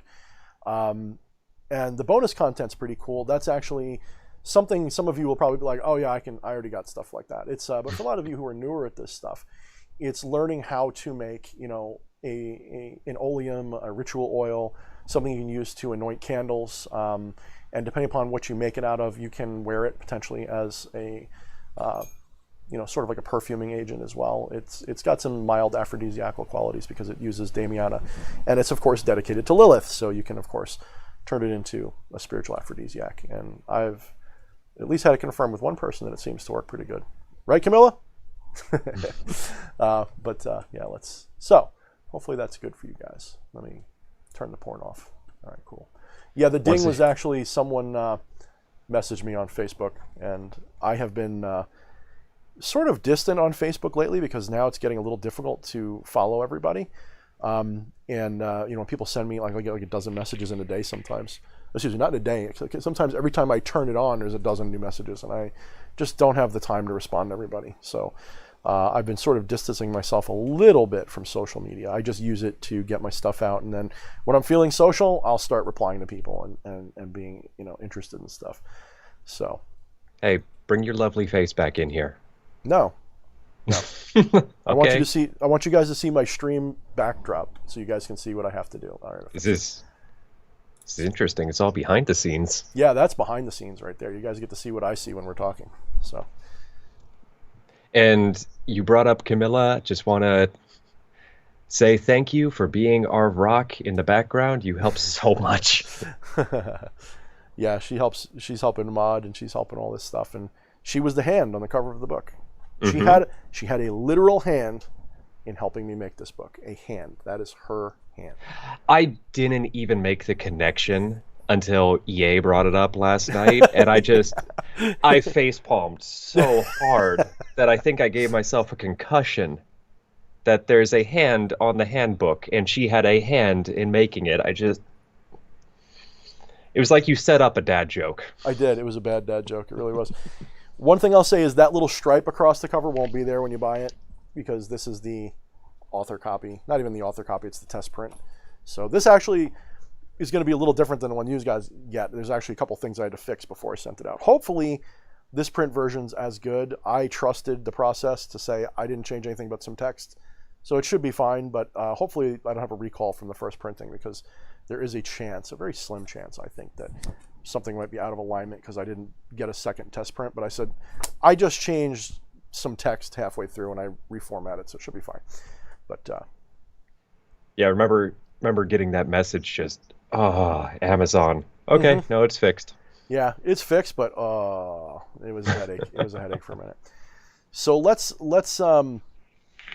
turn it over to our audience a little bit, guys. Just so you remember, super chats are welcome, but I will respond to bold-faced questions, and I will have Flesh Priest read them for us in his beautiful, because my eyes don't reach all the way over there. Like, I try to rub my eyeballs on the screen, it doesn't work. I have to sit back here. One of the things I might do instead of buying a house is get laser eye surgery. I really think I might do that, and I'll tell them to do one eye at a time. That way, if they fuck up, I can wear an eye patch. It'll be pretty cool. Yeah, I've heard it's pretty life-changing from the people I know who got it. Like, stuff I take for granted because I don't need glasses, of just like, wow, I can watch the TV while laying on my side. Like, you can't do that normally? No, because I wear glasses, you dumb shit. It completely sucks. And I was always a very active person. You can't tell by looking at me, but one of the things that sucks, especially with my prescription, is you get such a fishbowl effect because it's such a high prescription that, like, if I'm doing something active, I can't necessarily see what I'm doing, and it's really uncomfortable. But even now, like, I feel like a blind person. Like, I can't see anything really. It's all blurs. So you'll notice if you watch me, like, if I have my glasses off for a while, it's almost like rehearsed eye movements. Like, right now, I'm not really looking at anything. Like, I just know over here is where the camera is. So look towards that. And my eyes might even go in different directions. I have no idea what they're doing. You're a glowing box, and that's all I know. There's like a glowing box with different colors in it. I have no idea what's on it. Yeah, it wouldn't be the first time somebody described me as a glowing box. Ooh. Let's read some questions. Yeah, let's go. Let me put my glasses back on. so I can see the responses to that line. So let's read some questions, guys. So whatever you guys want to know, you can keep it about whatever you want, whether it's about this book or just general magical spiritual discussion. That's really freaking cool. You know, I feel like we spent an hour and a half selling a book. We might as well spend another half hour, 45 minutes just talking about cool stuff, whatever you guys want. So what do you guys got on your minds? What do you want to talk about? Give me some bold text questions or give me some super chats, and we'll get to those right away. Camilla has been very studious with putting down questions in the Discord. Ice Controller 187 asks, before the weekly cleaning, if a bug gets on the altar statue, does the god get angry? No, not at all. That bug would have been summoned in almost every case to be part. And sometimes I've actually had bugs fly into the flames, as one would expect, and I feel like they're a ritual offering. I've had it's actually kind of cool, like certain rituals I've done where one time it was the middle of winter. There was no bugs in the house because it was the middle of winter. It was in the back room where I do a lot of my rituals, and I had my I wasn't even using the altar fire. I was using a candle, and it was just one candle. And I'm watching it, and I was working with Azazel, and this moth just comes out of nowhere, and just whoosh, pop, gone. I was like, whoa. And that's better than flash paper. Yeah, I forget what I was saying, but it was something that it was somewhat synchronistic. It wasn't quite a full manifestation like, oh, I'm asking for this and then that happens. No, it was more like, I think I was talking about sacrificing something, like, you know, how to sacrifice your regrets and your sins to him, kind of like the ancients did. And somehow, it wasn't long after I began that conversation with him that it flew in there and popped. So, yeah. Here's a comment from El the Alchemist. Just want to say thank you for that breathing technique with my hands over heart. Sunglasses. Yeah. There was, after one of our live streams, me, El, and JD hung out for a little bit, just talking. We were talking about stuff, and I forget exactly why, or maybe I shouldn't say exactly why. We were talking about healing the heart chakra. One of the things you can do, a mudra that I intuitively know. It's not from anywhere. I've tried to look it up. There's some similar things, but it's not the same. But it comes from the idea that your sacral is the thumb and the pinky is the heart chakra. And what it was you essentially take your first knuckles like this, touch the pinky and the thumb, and you hold it so that the thumb is directed directly at your heart chakra. And when you are breathing, you want to either breathe evenly, both in and out, or you want to pick one if you're trying to energize, or another one if you're trying to de-energize. So let's say you have an overactive heart chakra, okay? You're way too likely to put your heart on your sleeve, and you commit to relationships that you shouldn't, and all this kind of good shit. You're getting hurt, your emotions are hurting you. You may want to slow the roll of your heart chakra a little bit. And so you would put this here. Now the interesting thing is, if you look, it actually forms a heart shape in the hand. So you'd put this over your heart chakra. And when you're breathing in, okay, that's when you're energizing. When you're breathing out, that's when you're de-energizing. So if you're trying to energize it, you want to empower the breathing in phase. Now the breathing in phase, you want to go in a circle, or either clockwise or counterclockwise, depending upon your intention. If you're trying to empower it, you want to breathe in longer than you breathe out, and you want to move it so that when you're going in a clockwise direction around in a circle, so you're breathing in, you go and breathe out quicker. So that's the yin-yang breathing that I talk about in Become the Maelstrom. This is why Become the Maelstrom is so useful and important. When you do that, that would be the yang version of breathing. You're empowering yourself by breathing in. So when you want to disempower it, you would go counterclockwise, and you'd take a longer time breathing out. Okay, or excuse me, I'm getting confused because I'm not actually doing it. I'm trying to remember the words, but you get what I'm saying. You'd breathe longer in if you're trying to energize. You'd breathe longer out if you're trying to blow out. So think of it this way: when you're breathing in, if you just suck the air in fast, you're not really inhaling a lot of energy. You're inhaling the air very quickly. But when you're slowly breathing in, you get way more of a feeling of inflation than if you just go, really quick, the same amount of air. So you want to, and you're going to have like that, just like when you're vaping.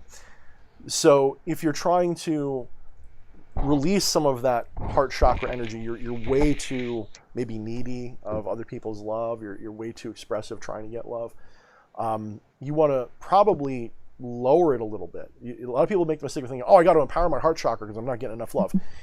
No, slow your roll. Your problem might actually be that your heart chakra is too sped up, just like my throat chakra is too sped up and I talk too much. You might be too emotional, and so you need to lower that a little bit. You need to balance it out. So that's when you want to actually inhale quickly. So in that case, you'd be going counterclockwise. So you'd be going in this direction. And when you are breathing in, you're going to be quicker than when you're breathing out. So it would be more along the lines of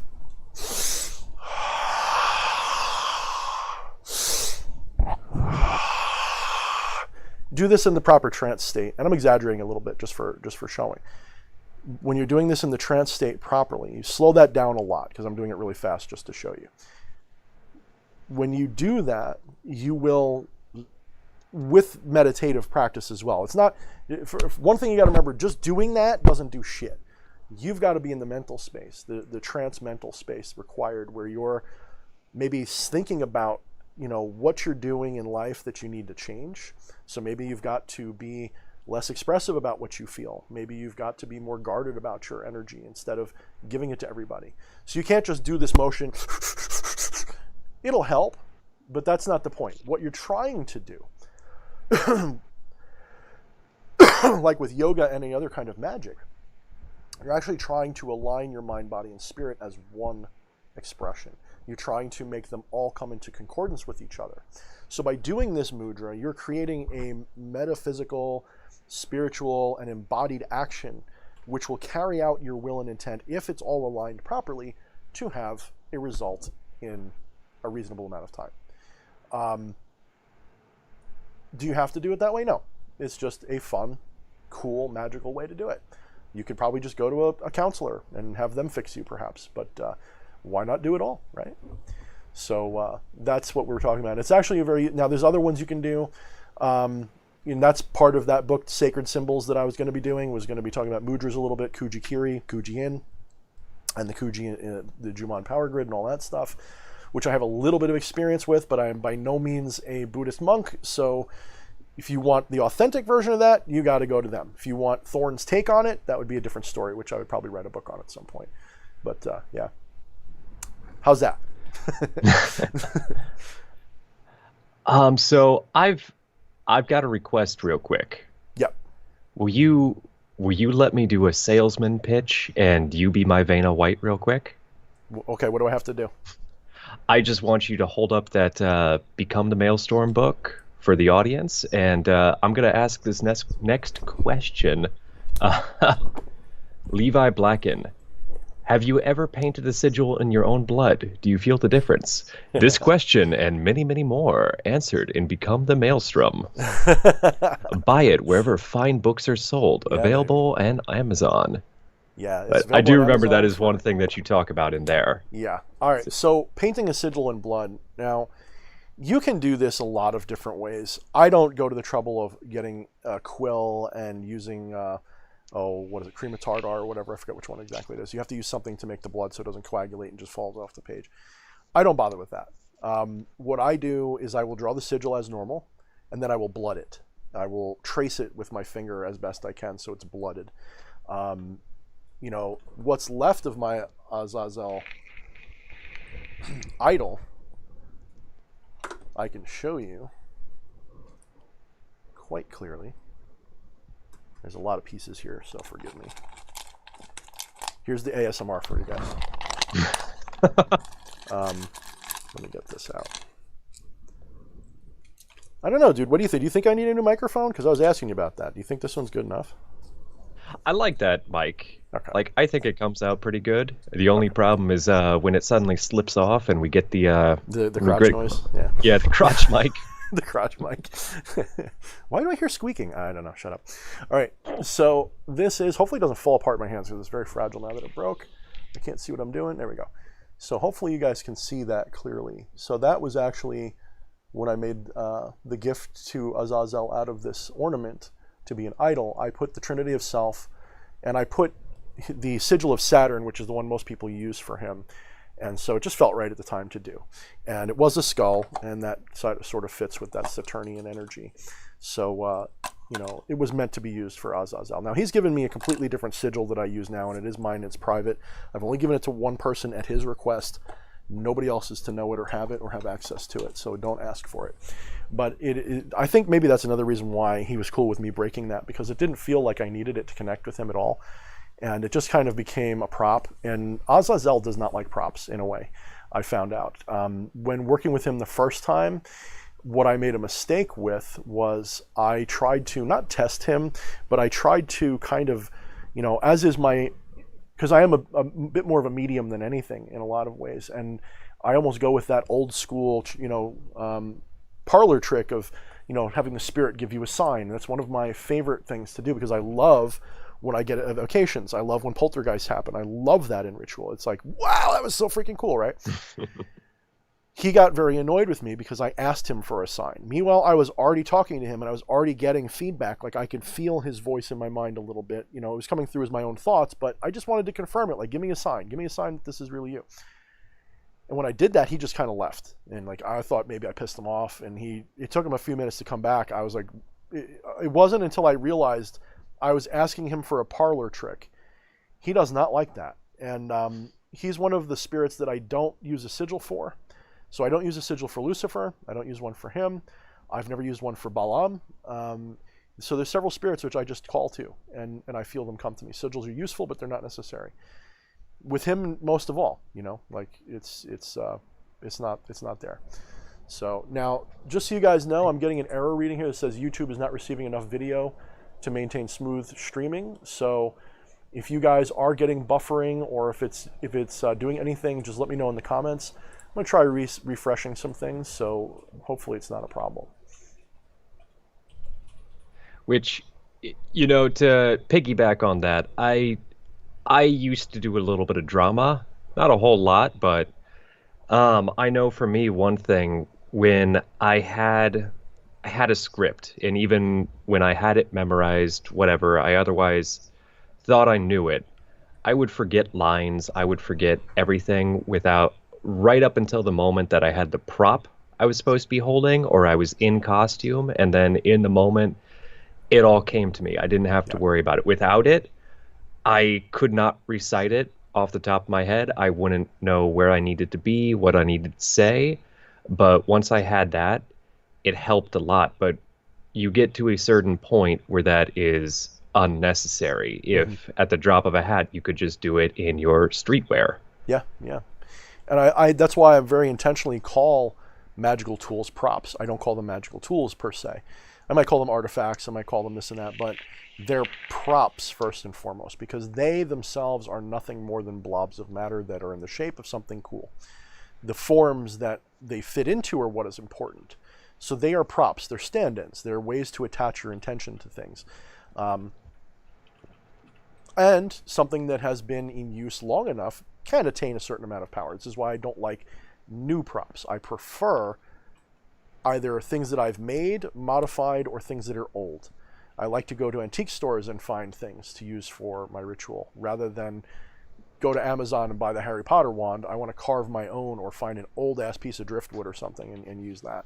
I don't want to buy the ready-made bullshit most of the time, with some exceptions, because I can't make a really cool ritual goblet, and this is the one I often use now. Been using it for a while, and I think you can buy this anywhere. This is not that unique or special, but it's been used a bunch, and it is what it is. That's the one that I use. This little shemagh that I have, this little black shemagh that's like a tablecloth, that's got magical power in it. It's been used so much in magical ritual that it's become a thing. But again, the best tools are not tools, they're props, and the best props are the ones that you find or that come to you or make. Antiques and the like are always better. Always better. I agree. I don't know if you caught that, but I just...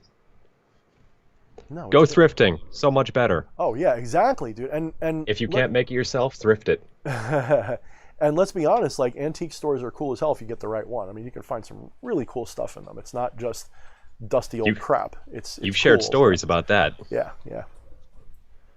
So I'm gonna ask a question, but I gotta scamper off real quick. Okay. So gonna Oh, ask you have that. to make the yeah, okay. Um, so where was that? I just had it.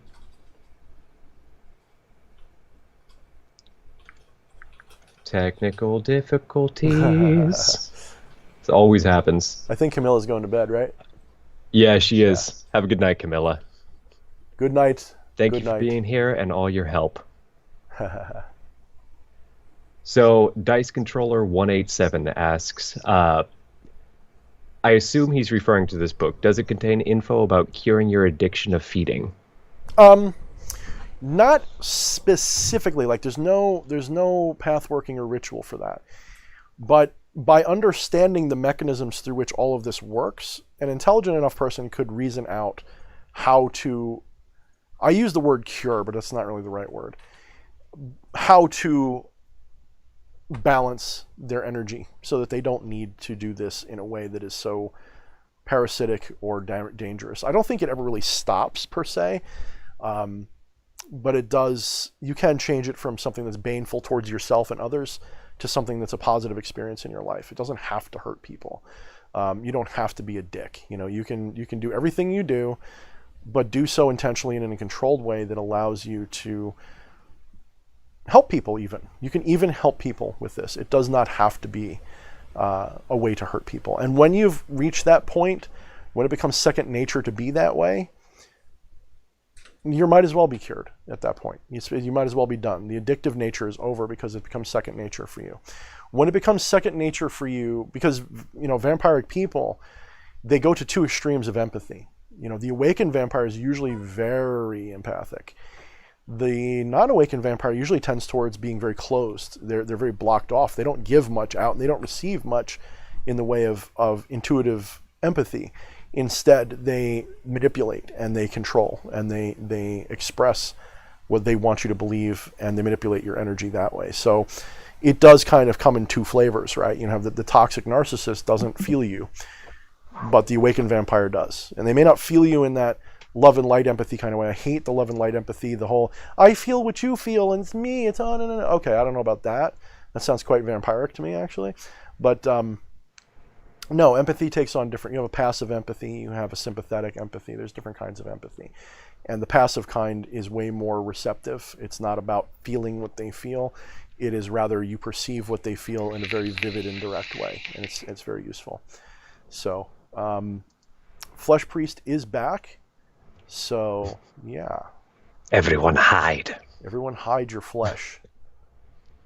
Chthonic Tonic, gotta go. DH, you damn Dracula. Best to you. Do you like it? Because I was actually watching the Castlevania series, and I realized that I pretty much have fucking Dracula. I pretty much have his. I didn't even realize I was doing it. You know what I want? I want a damn Fu Manchu. I want it to come all the way down.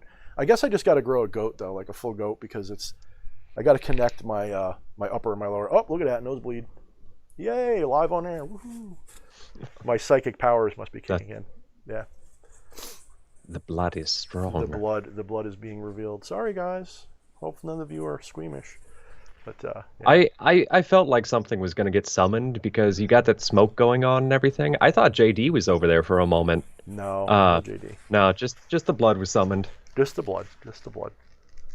Yeah. JD is not here, so I can't provide ritual smoke, but I can provide ritual clouds for everyone. Ritual clouds, like almost as good, right? Yeah.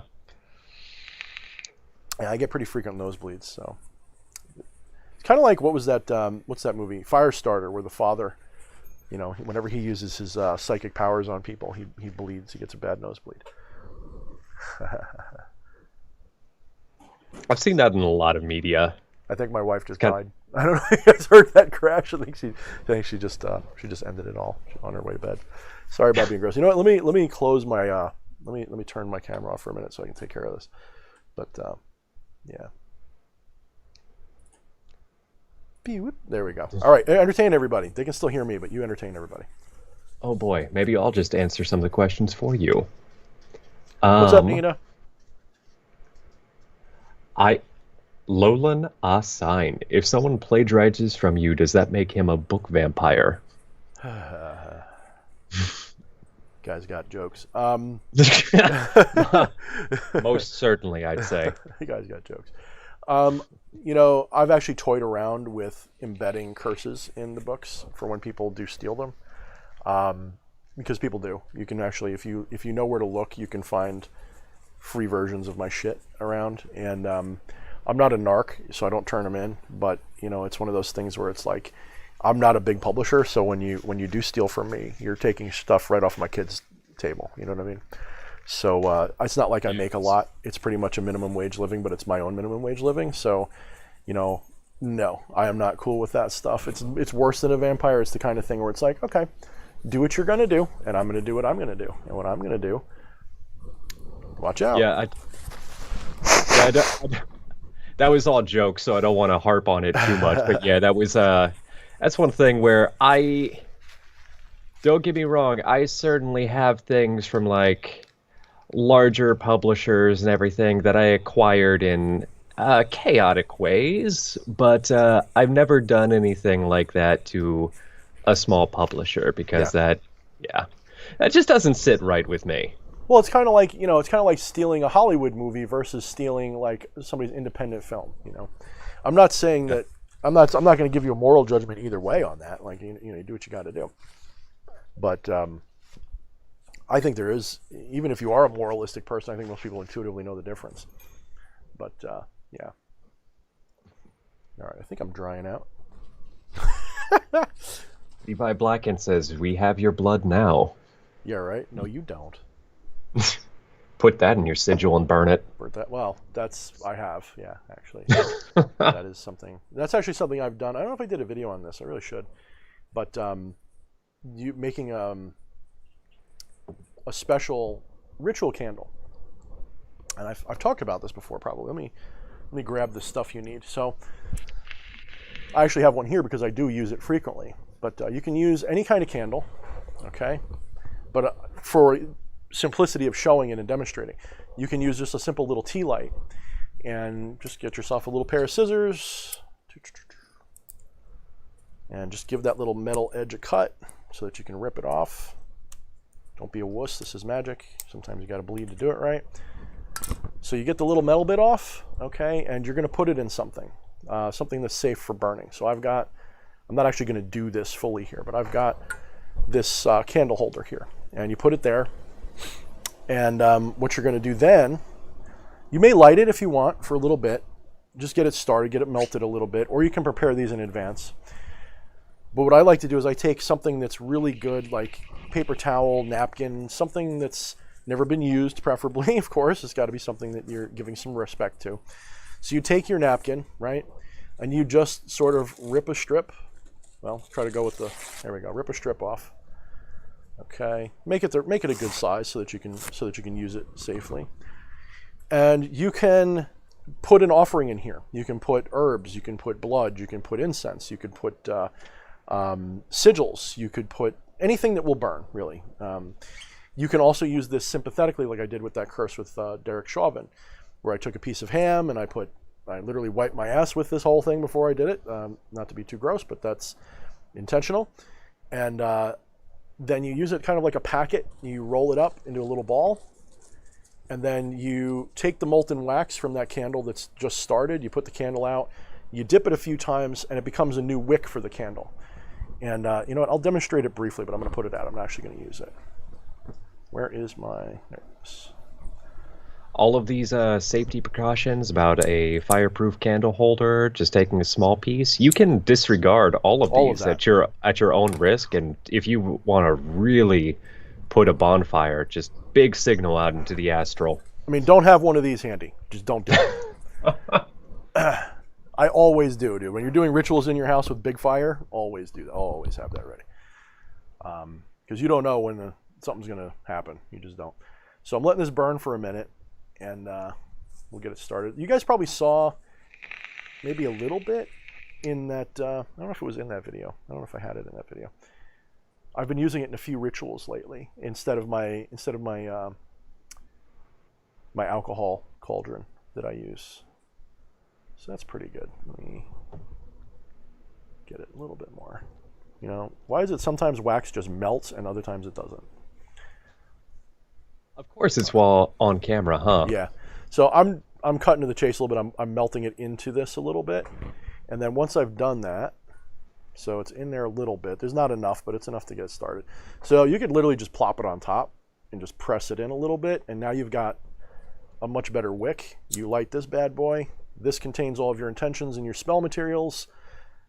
It's a smaller little, you know, package, and this will burn in a much more reasonable amount of time than, say, something really big. So hopefully you guys can still see. Yeah, you guys can see it, right? So in a few minutes, assuming it doesn't go out like this is doing, because this is probably the wrong kind of paper, honestly. Yeah. Usually I use regular paper towels, not cheap napkins for this demonstration. There we go. You know, we're having a paper towel shortage, in case you guys don't know. COVID's still not done depriving us of basics. All right, so there we go. So it actually gets rather energetic after a little bit, but that's the point, you know, and it burns the candle down in a fraction of the time that it would normally take, which means it's actually really good for ritual send-off. So if you like doing sigil magic, and you want to burn something as an offering, kind of like an in-between kind of sigil magic, instead of it being a quick, you know, burning of the sigil, and you want this to be, you meditate on this, you push energy into it, you make it an offering to your spirits, but you don't want to sit there for hours or wait for a whole candle to burn down or something like that. This is one possibility, especially if you like doing candle magic where you charge the candle wax itself with your intentions, because candle wax, of course, being a really malleable substance, and for other reasons, really, you know, especially if it's beeswax, because beeswax put their life's energy into it, right? This is it's almost like the womb, if you really want to think about it. In fact, let's explore that a little bit while this burns. Beeswax is like the womb of the bee, okay? Because it is essentially there to receive both their intentions, their honey, but their eggs and the pupa as well. So when the queen bee lays her eggs, they put the eggs inside honeycomb. And so beeswax is symbolically really powerful for that. Plus it's always containing good things inside it. So there's a lot of symbolism there that people may not recognize. This is one reason why I think beeswax is so useful. This is just regular, I forget what the word would be, paraffin wax probably. So I think that's right. Yeah, probably paraffin. So it's just a synthetic oil wax. It's not that special, but it still carries the same thing, because wax is really malleable and moldable, and you can, with the warmth of your hand, you can change the shape of that candle internally forever, right? You're holding it in your hand for a little bit, and it has an effect on it. It does change it. So I'm gonna blow this out. There we go. You guys saw what it does. And sometimes when it gets really down and low, or if you've got the right wick on it, I've had the flames when spirits are around, it shoots up inches and inches and inches. It gets really cool. So it's what's that? I think you posted some videos about that, or at least showed me some. I think I showed you one. Yeah, I think I had a picture of it when I did the Derek Chauvin thing. Yeah, that sounds right. I think I did have video too. Yeah. Yeah. So there we go. You can stay there and stink up the room now. So. Okay. So what else we got? Do we got anything else? There was I just remembered this actually. There was a question we weren't able to get to it in the previous streams because you, L, JD, and EA were just having such a good volley there. Yeah. People were asking, I think John Uzzelli was one of them. Are you still doing gates on Halloween? Should we be working with shadows ahead of time? And somebody asked if you're going to involve JD Temple and EA co-editing in this. I don't know what their participation is going to be. They're invited, and they're inviting me to things, you know, in the coming years. And as our relationships are developing, I'm taking on his mannerisms. I look around in circles in the area. You probably noticed that. As we hang out and we become friends and we learn each other's interests, habits, and hobbies, and of course, because of the kinds of people we are, we integrate our businesses a little bit in our friendship as well. But it's not really about that. You know, yeah, we're going to be doing some works together. I don't know what. It may not be anything professional, but it will be spiritual and cool. At least on my end, the intention is there to always be friends with them. And if they invite me, I will, of course, participate in whatever feels right. And hopefully the same works in reverse. So to answer your question more directly, I don't know about the gate opening for the Shadownomicon for them. However, I am still intending to move forward with that. There are still a few months to go. My first experiment, I wouldn't say failed, but it didn't succeed on my end. However, the other person that was participating in this, their version worked as far as they can see. They pretty much believe.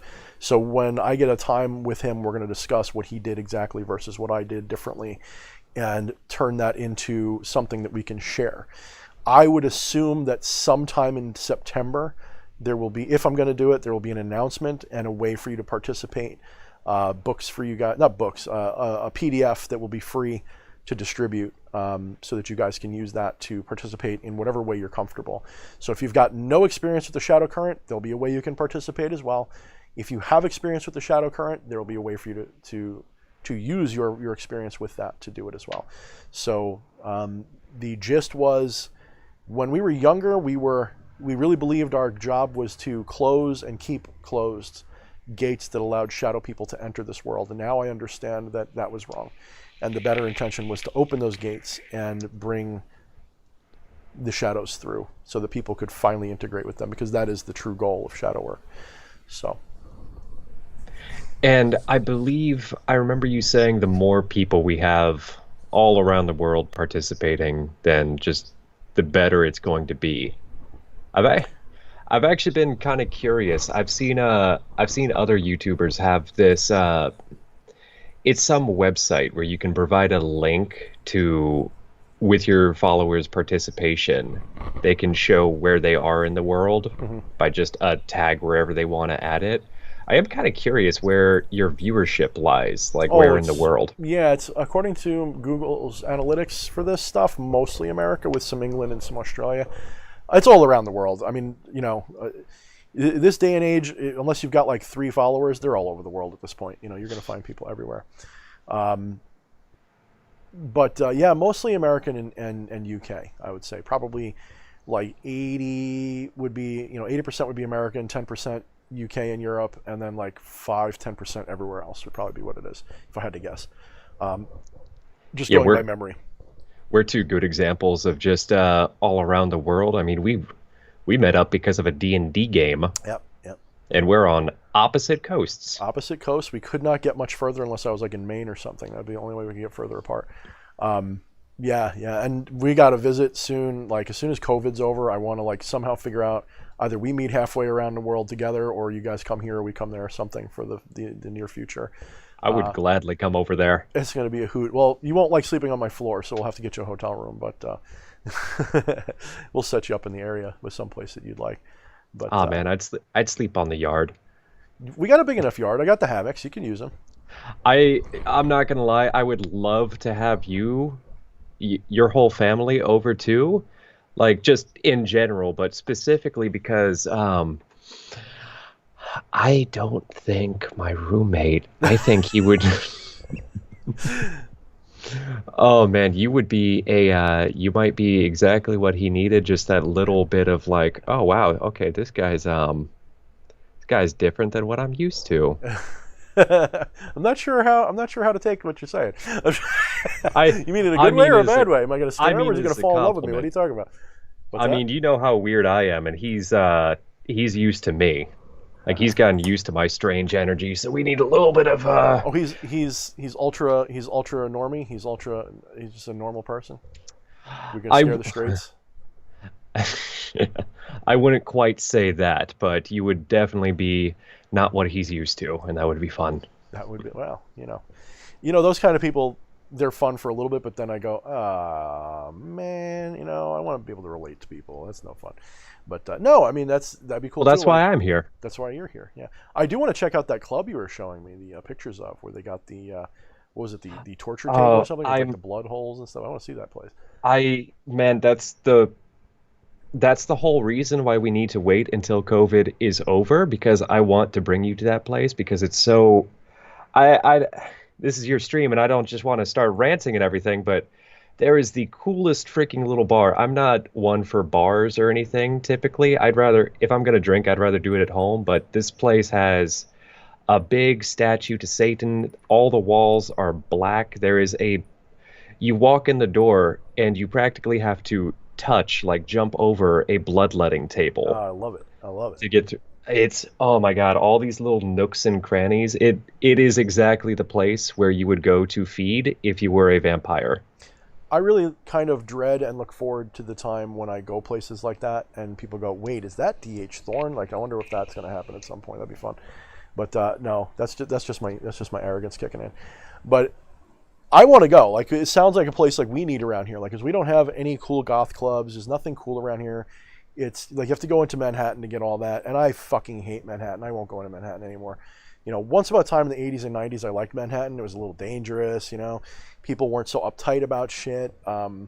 Now you go there, and I just don't feel it anymore. I feel like everywhere I go, there's like machine gun carrying cops on every other, at least in the big places like Penn Station and stuff. Everywhere you go that's major, there's soldiers walking around eyeballing everybody. Yeah, I guess people think they're safe that way, and that's great for them. But I don't like that kind of society. I'd rather face the danger and have a gun in my pocket than be thinking about some cop that might get a fucking chip on his shoulder because I'm tall. So and it's happened. Like, I've gone through Manhattan. One time we got lost in the subway a little bit, and we saw some cops. I'm like, let me just ask this dude if and he puts his hand on his gun, turns, "What do you want?" And it's like, oh, fucking relax, dude, fucking dick. And he just didn't want to answer the question. He's like, "Look at the signs." I'm like, "All right, serve and protect this, bitch." So I didn't say that because I didn't want to go fucking, be live on television for any length of time, so to say. But yeah, it sucked. And Manhattan's just, it's lost its soul. It's never had a soul, but it lost its little bit of charm that it had. When I went to Philly, it still had that same kind of feeling that Manhattan used to have. And that's why I like Philly. It's pretty dangerous in some spots, but I like it, I like it a lot. So I'd still go back there.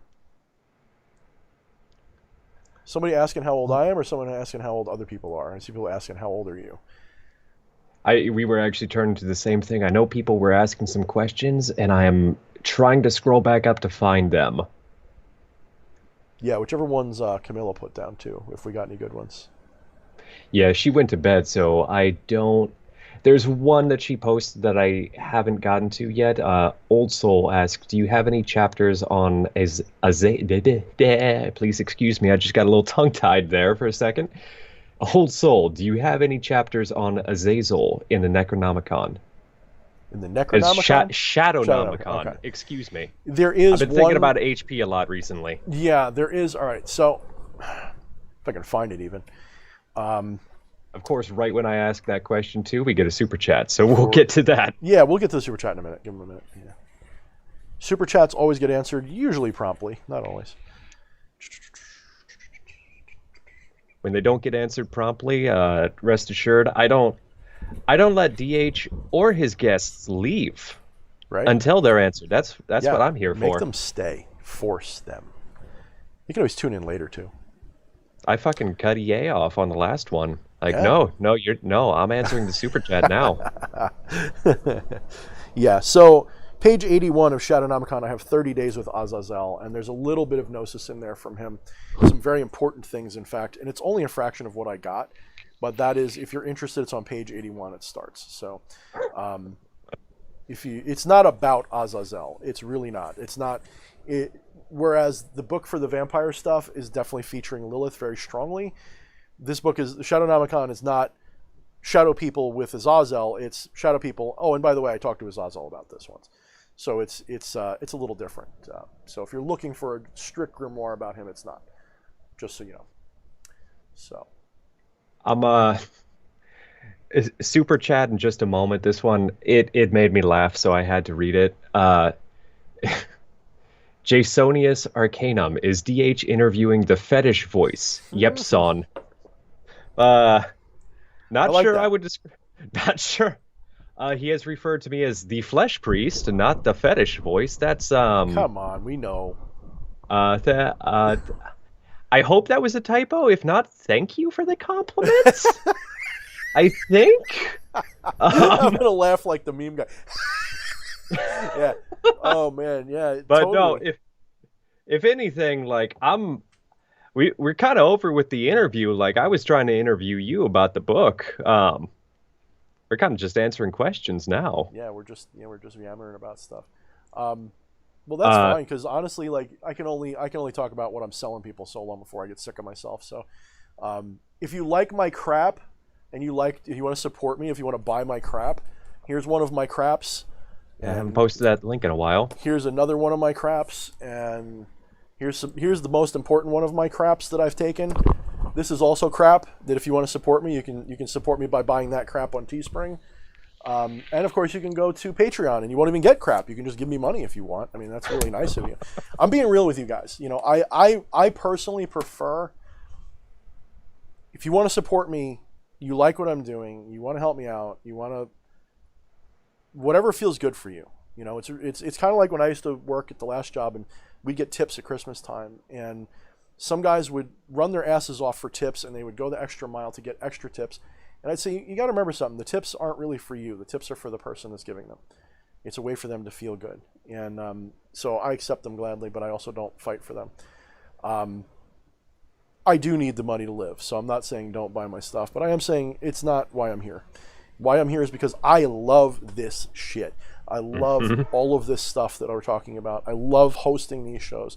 I love creating sigils and books and things for people to use. And I'd like to just keep doing it as a career and never stop doing it. So if you guys want to support me that way, my preference is that you go to Amazon or Teespring, you get a thing, you get an object, you get a book, you get this is a Thorne thing. This is my thing from Thorne. Don't just, like, I don't promote my Patreon very much because it's like, if you want to do it, go for it. But I'd rather you get a service or a good from me, if that makes sense. It makes me feel better. Yeah.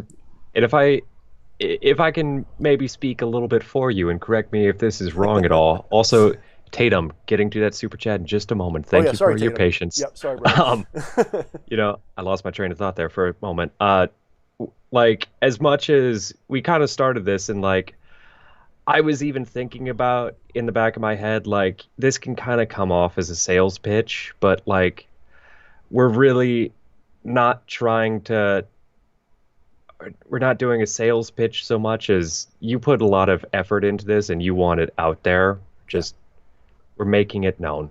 Yeah. And I mean, when I tell you, you know, like, I worked my ass off last year, 2 jobs, so I have a decent savings so that I can do this and let it build. This is my seed of my future. This gives me the reason to keep doing this and evolve and get better and just keep doing what I'm doing better and make it my life. Am I the best at it? I don't think so, but I think I communicate it in a way that appeals to people. And I have found a few nuggets of unique wisdom that other people maybe haven't found. So this is my life, and this is what I enjoy. And what you see is the truth. I'm not, you know, is there some showmanship? I'm learning to be a better showman all the time. I'm learning to put on a better show. But what you see is what you get. This is, like, when we get done with this interview, yeah, I'm going to take the glove off, but this is how I walk around in public. You can ask my wife, you can ask anybody who's known me. Unless I'm going someplace that they're going to put a gun to my head if I do this, like if I'm going somewhere in like the rural countryside, I'm not going to wear this. But if I'm walking around where I live, yeah, I wear this getup a lot. This is who I am. So you guys are getting to know a mask, but this mask is a way for me to be real with you. So this is my real practice and my real work. So let's get to that because we just got another one. Yeah, let's get to that. Let's get to Dreaderick Tatum. So I'm gonna read this one first. Comment, super chat from Nemo Goes Crazy says, "First time I've caught you guys live. Usually at work at this time. Just bought the new book. Wanted to say hi." Thank you, man. We appreciate you, Nemo. Thank you, Nemo. And don't go too crazy. Just go crazy enough so that it keeps it interesting. If you go too crazy, then they come to get you and it doesn't get interesting anymore. Yeah, gotta. Just a touch of madness. It really enhances things. Like, I like the left eye.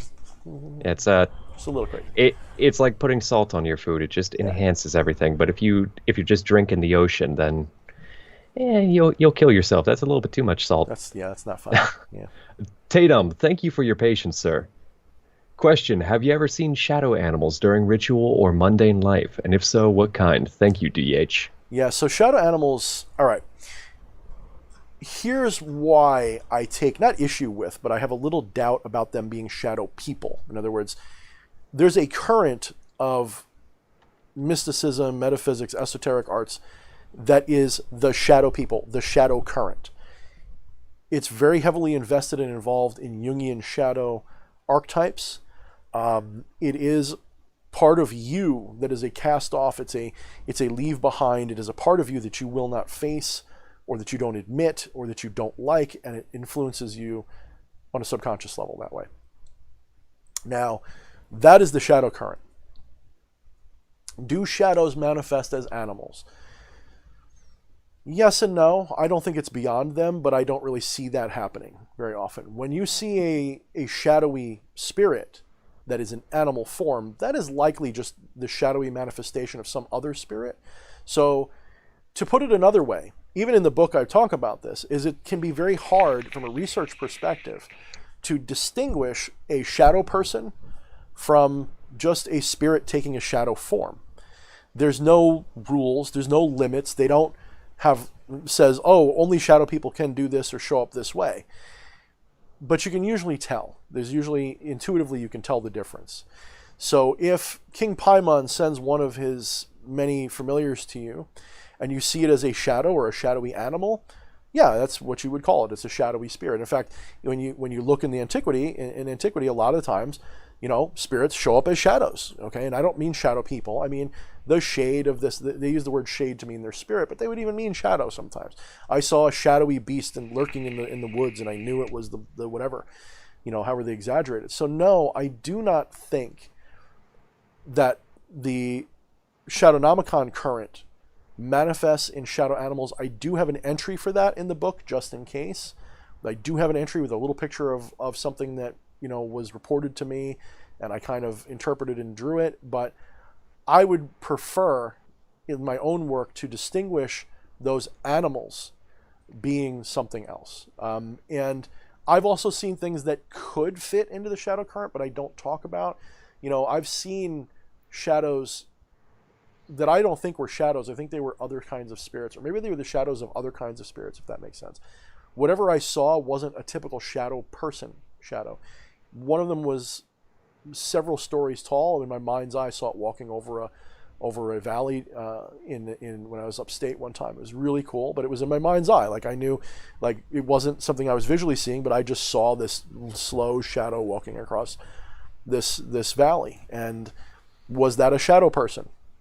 No, I think that was maybe a spirit of the forest, a spirit of something in my own mind that was revealing itself that way, but it wasn't a shadow person. And I didn't interact with it. I didn't even know how at the time because I'd given up magic again. So I hope that answers that question good enough, because it's not the strongest connection in the world between animals and the shadow people. Got me a little spooked there talking about shadow people, and I just heard something creep through my room. Uh-oh. Well, if it's an animal, it's not a shadow person, probably.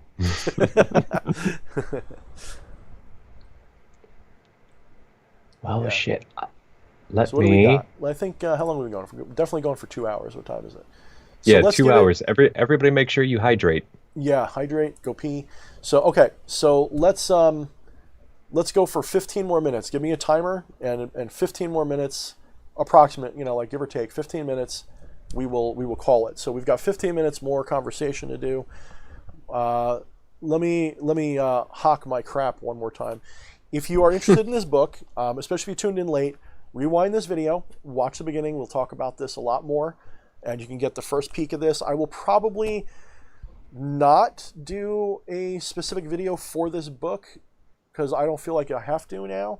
But if I do, that might come in this next week or two. I feel like this interview is a better way to talk about it. So if you are interested in that book, rewind the tape, rewind the video, and go to an earlier part, and we do talk about it more specifically. You can purchase it at the link that hopefully will appear on the chat very shortly, but it's also in the first pinned comment right at the top. So if you're interested in the book, you can buy it there. So do you care if people do you have a YouTube, dude, that you want people are you using it at all, or is this like your fun man, thing? I have a YouTube. I wouldn't recommend anybody go there because it's just full of a bunch of glitchy, weird nonsense and like one song I put out. Okay. So Right.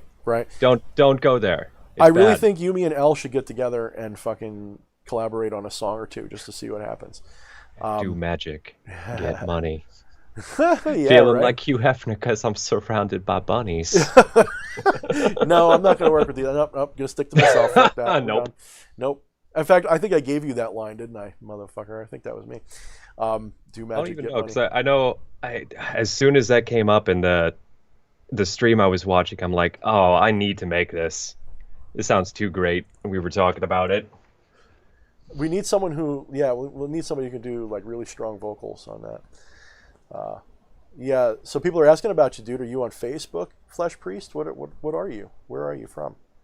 Can they find you anywhere? Or are you a The social? less the less you know about me, the better. I am on none of the social media because, unlike yours truly here, I have beyond no tolerance for it.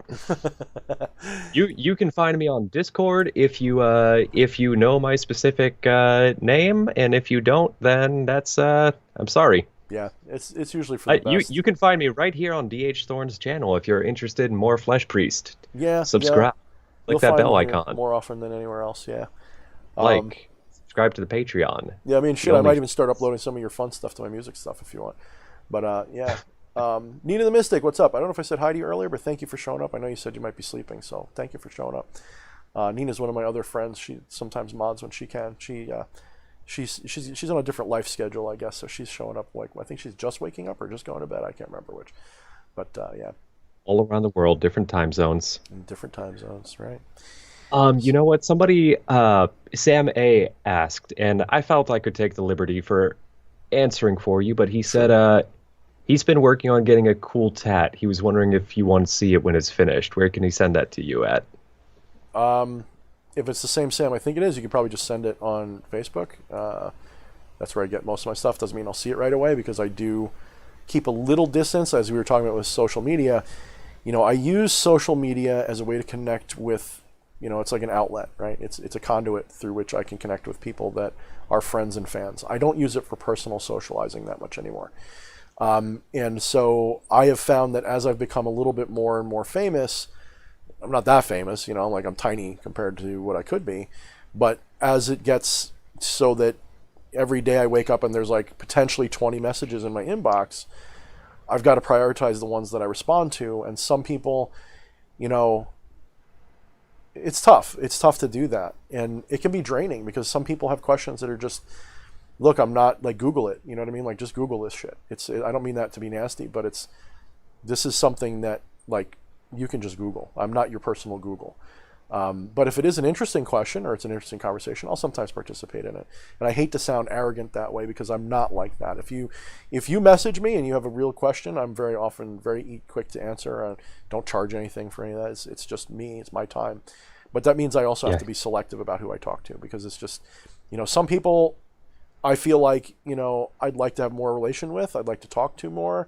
Some people want to be on my show. Some people want me on they want me to be an admin of their group, and it's like people need to know that I am one guy, and I don't have, you know, a street team. I don't have a secretary. I don't have anybody, you know, doing that stuff. And so I like to connect through stuff like this. This is a great forum because you have questions that you want answers to. Come to my YouTube stream, ask the question, and if it's reasonable, I will answer it every time.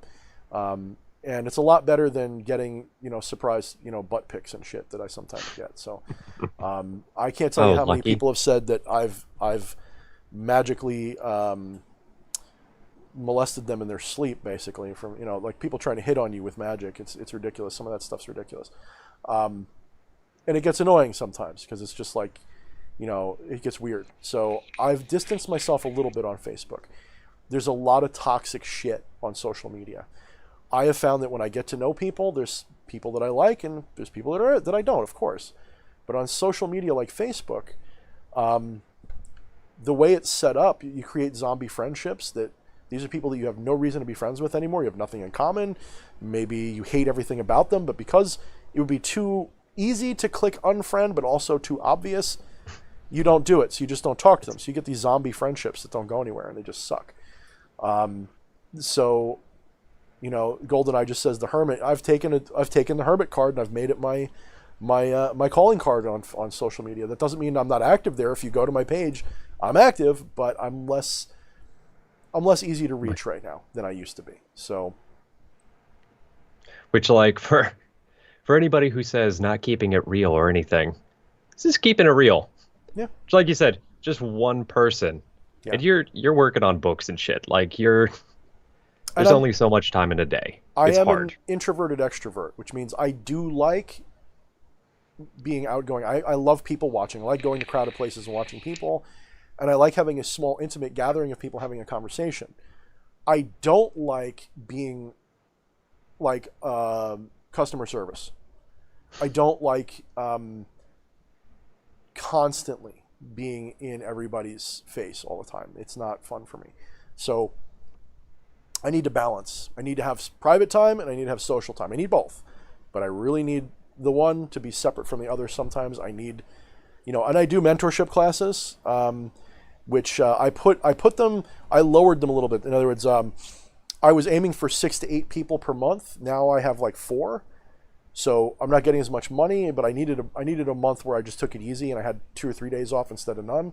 So September I'll probably be opening up those slots again and advertising it because some people I've been doing this for a while and some people are done with it, and not a lot of new people signed up this time, probably because they don't know it's there. So September it'll open up again, and it's first come, first serve, and of course I get to choose if we resonate. If we don't resonate, I don't want your money. It's not really about that. I want to resonate with you and be able to help you. Yeah, that's something I've liked that about how you do it is, well, just take the money. Like, needs to have that connection. Yeah. I don't do work for money. I require exchange, especially if we're talking about ritual work. I never say yes just because you've got money. I am, most of the time, if you approach me and say, Thorne, I'd like a ritual, with a few exceptions, because I've put together some that I feel a bit more comfortable doing it like that, for the most part, I am inclined to be like, why do you want me to do it when it's so easy to do? And I don't mean that in a way that's like, oh, look how great it is.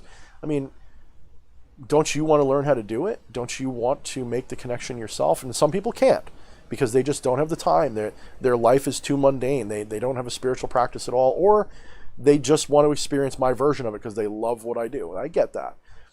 That's a little bit of that Lilith energy of, I'm gonna make it harder for you. You do it yourself. This is what you need. It's Luciferian in me, really. I mean, they're both, in a lot of ways, they are both, aspects of that rebellious archetype, that self-made archetype. But no, a lot of people will come to me and I will say no. Or I'll say, I'll do a consult with you, I'll give you a reading, I'll give you guidance, but ritual work I reserve for those that I really feel a calling to do. So if you come to me with ritual work, I will sometimes say yes or no. I'm a little bit more likely to do a ritual for those more affordable rites that I do that are, I often warn people, I say this is not like a full big ritual, although everyone I've done it for says they love it. It's not what I'm into. I'm just not. If I do ritual, it's for me. I like being the guy that people come talk to, and I like that intimate connection. That's what I like, and I like that. I have to resonate with you to do work for you. Otherwise, I'm not going to take your money. I don't want your money. I really don't. And that's that. How many people come to me and say, Thorne, I need my ex back. And I just go, oh, God, watch my videos, you motherfucker. That's not what I do. It's like, that's so weak, man. Just fucking get over it. So, back, I haven't done tarot for a long time. I had a rule that if you're asking me about love, if you're asking me about how do I get back with my ex, I'm not going to read for you. I'm gonna sit you down and let's have a talk. Yeah.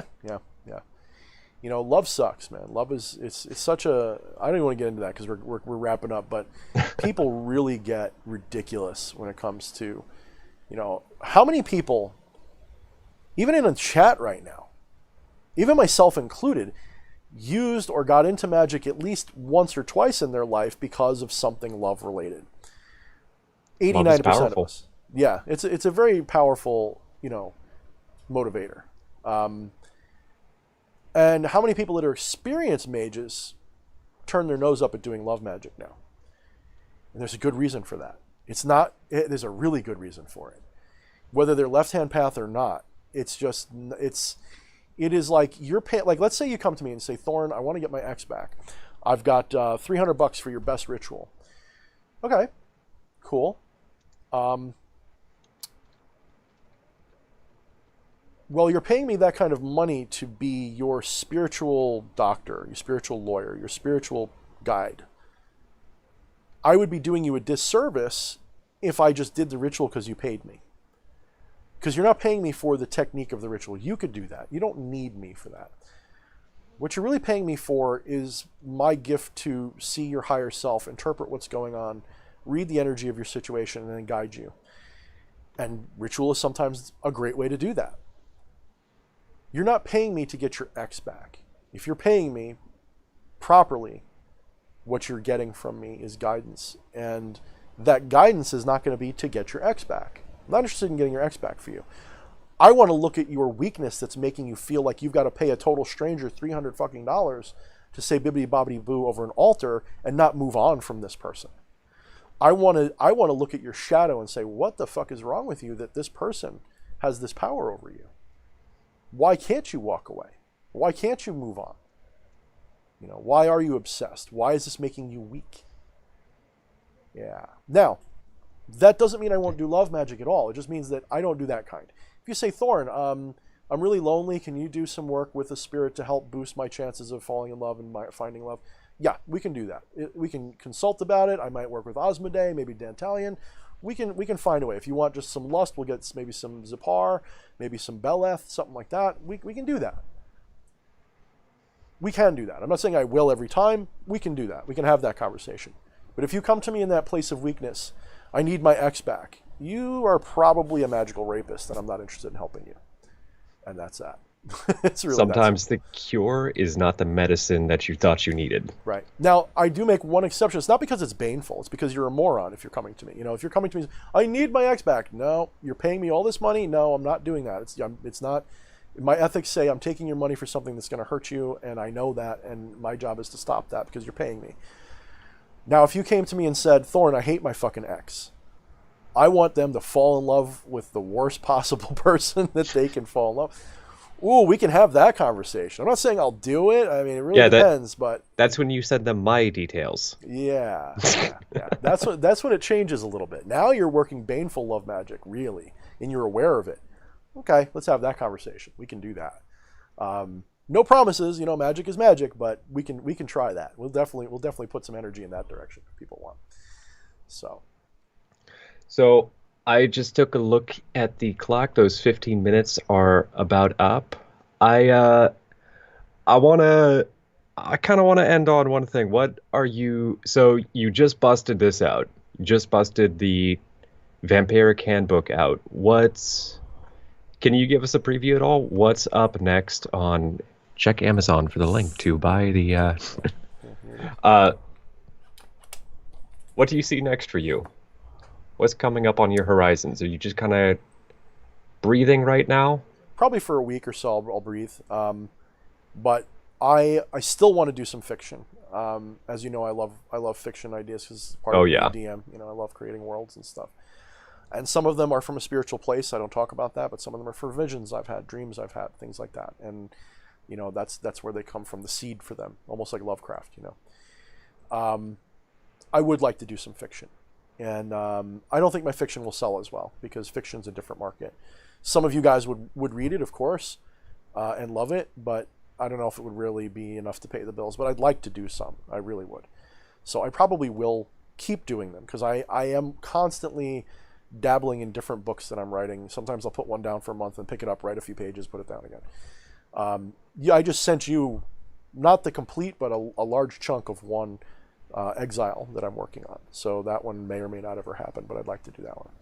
Yeah, I was into that too because it reminded me a lot. I don't know. Did you ever read The Invisibles by Grant Morrison? No.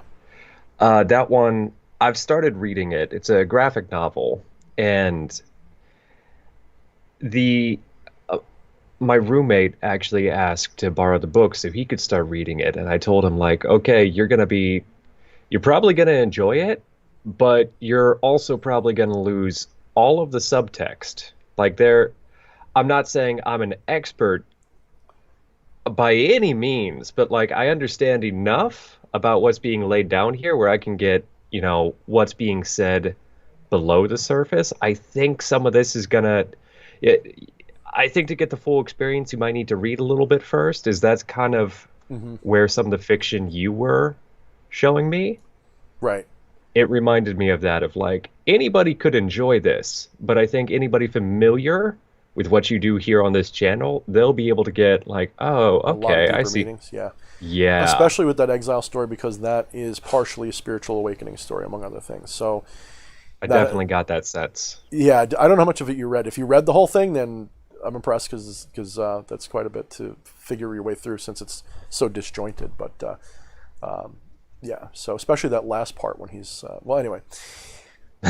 Spoilers. Yeah, spoilers. And but yeah, so I mean, I may never finish that. I want to. It's definitely like one of the ones at the top of the list of ones I want to do. So for what you guys are following me for the rest of this year, there probably won't be another book. It could happen, but probably not. What's coming next is going to be, from a professional perspective, it's going to be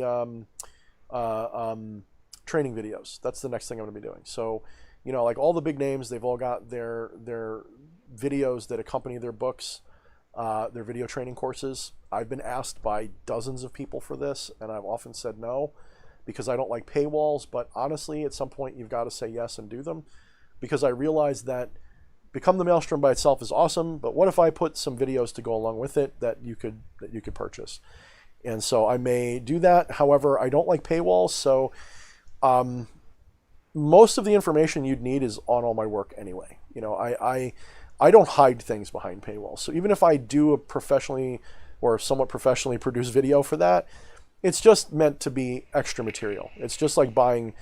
So this is why I would charge for it, because it's basically the book, but it's in video form. So for those who are interested in that, who maybe can't do mentorship, don't want to do mentorship, they want to spend $20-$30 for a video, or for a little bit more for a course or something, it'll be there at some point. So that's the next big thing.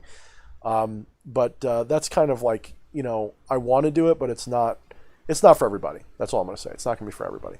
I tell you what, you need to produce a video with Behemoth X, and you need to put that behind a paywall, simply because we're going to have to pay people's funeral expenses with that, by just how much it's going to just blow their minds. Well, you never know. Like, sometimes you get a dream team together and their energies don't work together. I've seen that happen. But yeah, no, I would love to work with I don't Behemoth want to X. live in that reality. No, Behemoth X is like, he's like another one. Like, EA, JD, Behemoth X, and DH. I would love to, and there's other people too, but like those of the YouTube's, people, that's a room I'd like to be in myself. I'd like to be in that room. I'd like to be in that video. And Behemoth is an awesome guy, and he resonates so strongly with that just spiritual energy that he has, and the hardships he's gone through in life. And I don't even give a fuck about how awesome his videos look, and they do. He shoots everything in 4K. Somehow he uploads them on like cheap fucking, not dial-up, but really low bandwidth stuff. He can't do live streaming, otherwise we would. I would somehow get him to live stream with me, but he can't. He's a cool guy, and I haven't had that much conversation with him, but every time I've talked to him, I left feeling great. He's a good guy. So that would be I agree with you. That would be a fun thing to do. But yeah, so those videos would be something I do. The instructional video courses would be something I'm going to add to my list of offerings for people who want to support me. But I'm going to keep doing what I'm doing here. A lot of it every week. We're going to keep doing these streams, and I'm going to be doing videos, a couple of videos to supplement in between. My Facebook stuff will still be there. My consults will still be there. Book writing wise, like I said earlier, I've got, between the fiction, I've got 2 or 3 other magical works, probably more like 5 or 6 if I split them up into the mini grimoire idea, that I could do anytime. So again, realistically, the roadmap is instructional video courses. Next year will be some kind of major book release. Maybe in time for Christmas, there will be some re-releases of current books, just so you get a cleaned up, revision version of everything, and little stuff like that if you're interested. Like the hardcovers, I'd like to do hardcovers, but it's all up in the air. Like I said, I'm taking a breather for a week. Waiting for those hardcovers. Yeah, people want those. They really do. I get asked about that all the time, and it's like, unfortunately, hardcovers are cool, but how many of those do you usually sell, right? It's not a big demand item, and they cost more. So I could go with like a publisher, and they'll be like, here, for 10 grand, we'll make you whatever, 100 copies or something like that, whatever their numbers are. And I don't want to spend money to have a stockpile of, books, as cool as that would be. It's just not my way. I'd rather release books to a bigger audience and have this happen. I like this. I like being in it. I like talking to my fans. I like talking to my friends. I like you guys being here and chatting me up. I like being accessible, and I don't want it to just be, here's Thorne's big, giant, expensive book for $500 because somebody wanted it in leather. That's cool, but I want that to be on the side. I want that to be a thing you can get if you want it. I don't want that to be why I'm here, because one of the traps that you'll fall into when you make it too much like that is that's all it ends up being about. And that's happened to other people. I've slipped into it occasionally, like when I'm having like a crisis couple weeks where it's like, book sales are down. I better start promoting things. And I get torn away from my passion, which is the spiritual end, the magical end, the working with the spirits, talking to people about what they do. That's what I want to be doing. I don't want to be selling books. I don't want to be doing that. I want that to just be organic and happen. And maybe I'm wishing for too much, maybe. But I don't want it to be about that other stuff. So the more stuff I can create that is, you just go to Amazon and buy it, and I can focus on this, the better. Because then it doesn't turn into me micromanaging a business. Instead, I am doing spirituality, and people just appreciate it and enjoy it. And it's like like you said, this is the fun stuff right here. Like I'm honestly, surprised isn't the right word, but when I came on here, I was watching some of your streams here and there. Like, you want somebody to voice things? I'll come on, and started getting more proactive with chat and everything. Like, I genuinely really enjoy a lot of the people you have on, and we've talked after streams and everything. They are all people I would love to get a post-COVID beer with. Right? Yeah. Yourself included, obviously. Obviously. We're friends. Yeah, that came first. And I might have to get a beer with you first. I don't know if I'm going to maybe not after last night. Yeah, I was going to say, after that absinthe event, I think I'm just going to stick to the to the children's beer. Yeah. But yeah, you have such a great community of people on here that I just enjoy being around, and chat too. Like, now that I'm getting to know some of the names that are popping up frequently and interacting with people, it's really fucking enjoyable to be here. Yeah. And that's why I like doing it. I mean, it started off, a lot of the same people are here that were here when I started. And that's also awesome. That's also really awesome. There's something about the left-hand path community. It's a smaller niche, right? It's not Buddhism, it's not Zen, it's not New Age, it's not chakras and Reiki. It's Satanists, it's demonolators, it's fringy spiritualists, and yes, and cool ass fucking cups with Baphomets on them. Quite honestly, I've been in those other ones. Like, I like the Zen community a little bit. I did dabble my toe in that for a little while, but it's huge. The Facebook groups are like 80,000 subs, and it's like you say something and like 400 people comment on it. It's pretty cool, but as a movement, it is ripe for people to, like, it's really hard to be part of it. You're just another drop in a giant ocean. Well, here, I feel like this is my calling. I feel like the things that I'm good at, and the things I'm bad at, to be honest, the things I'm good at serve this community much better than they would in the other one. Could I go into a Zen group looking the way I do with this sigil and all sorts of stuff and do what I do? Yeah, probably. And that on your cup. Could I do that? Yes, I could. But I don't think it would have the impact it has here. Here it's got an impact, and here I feel useful, and here I learn the most. Because a lot of people realize that I am not the most learned occultist. I don't read all these occult books. I've read a few of the classics enough to use them, but I'm not like, a master of Grimorium Verum. I don't care about that shit. I have discovered what I've discovered, and I've put it into practice, and it's obviously worked for me. And I feel like I'm bragging too much, but it's honestly the difference. You know, it's You're fucking do it yourself, man. You're fucking punk rock and goth aesthetic. Oh no, it's the same thing. No, I mean it is my passion. Is really what it is. I would be doing this even if there was no money in it, and there's not that much money in it. You know, when I first started this, somebody had asked on, I think it was Dark Sorcerer, said, you know, how do you become a professional occultist and sell rituals? And the first response by some stranger was, don't quit your day job. And it's true. Yeah, you guys talked about that last stream. Yeah, it's not like this is a fucking way to print money, guys. It's not. I wish it was, because if it was, I wouldn't be doing, you know, any of the stuff that I don't like to do. No, it is just a facet. It's like anybody else who's an artist. They've got to feed themselves. They've got to do what they've got to do. And I'm passionate about the stuff. So it's like when the band first gets together and they're passionate about the music and it's not about selling albums. That's where I'm at right now. I'm in that phase. This is about doing what I do. Yeah, maybe in 10 years I won't give a shit anymore and all of you will go, oh, he sold out. Probably. That will probably, I mean, don't put me on a pedestal. It'll probably fucking happen because I won't care anymore. I'll finally have enough money that I don't have to do this stuff in a way that makes me money. And so maybe I will sidestep a little bit. Maybe I'll be bored with the YouTube scene. Maybe YouTube won't be there. Maybe I will have figured something out where I just want to be alone all the time. It could happen, you know. So I'm here now because I'm passionate about what I'm doing.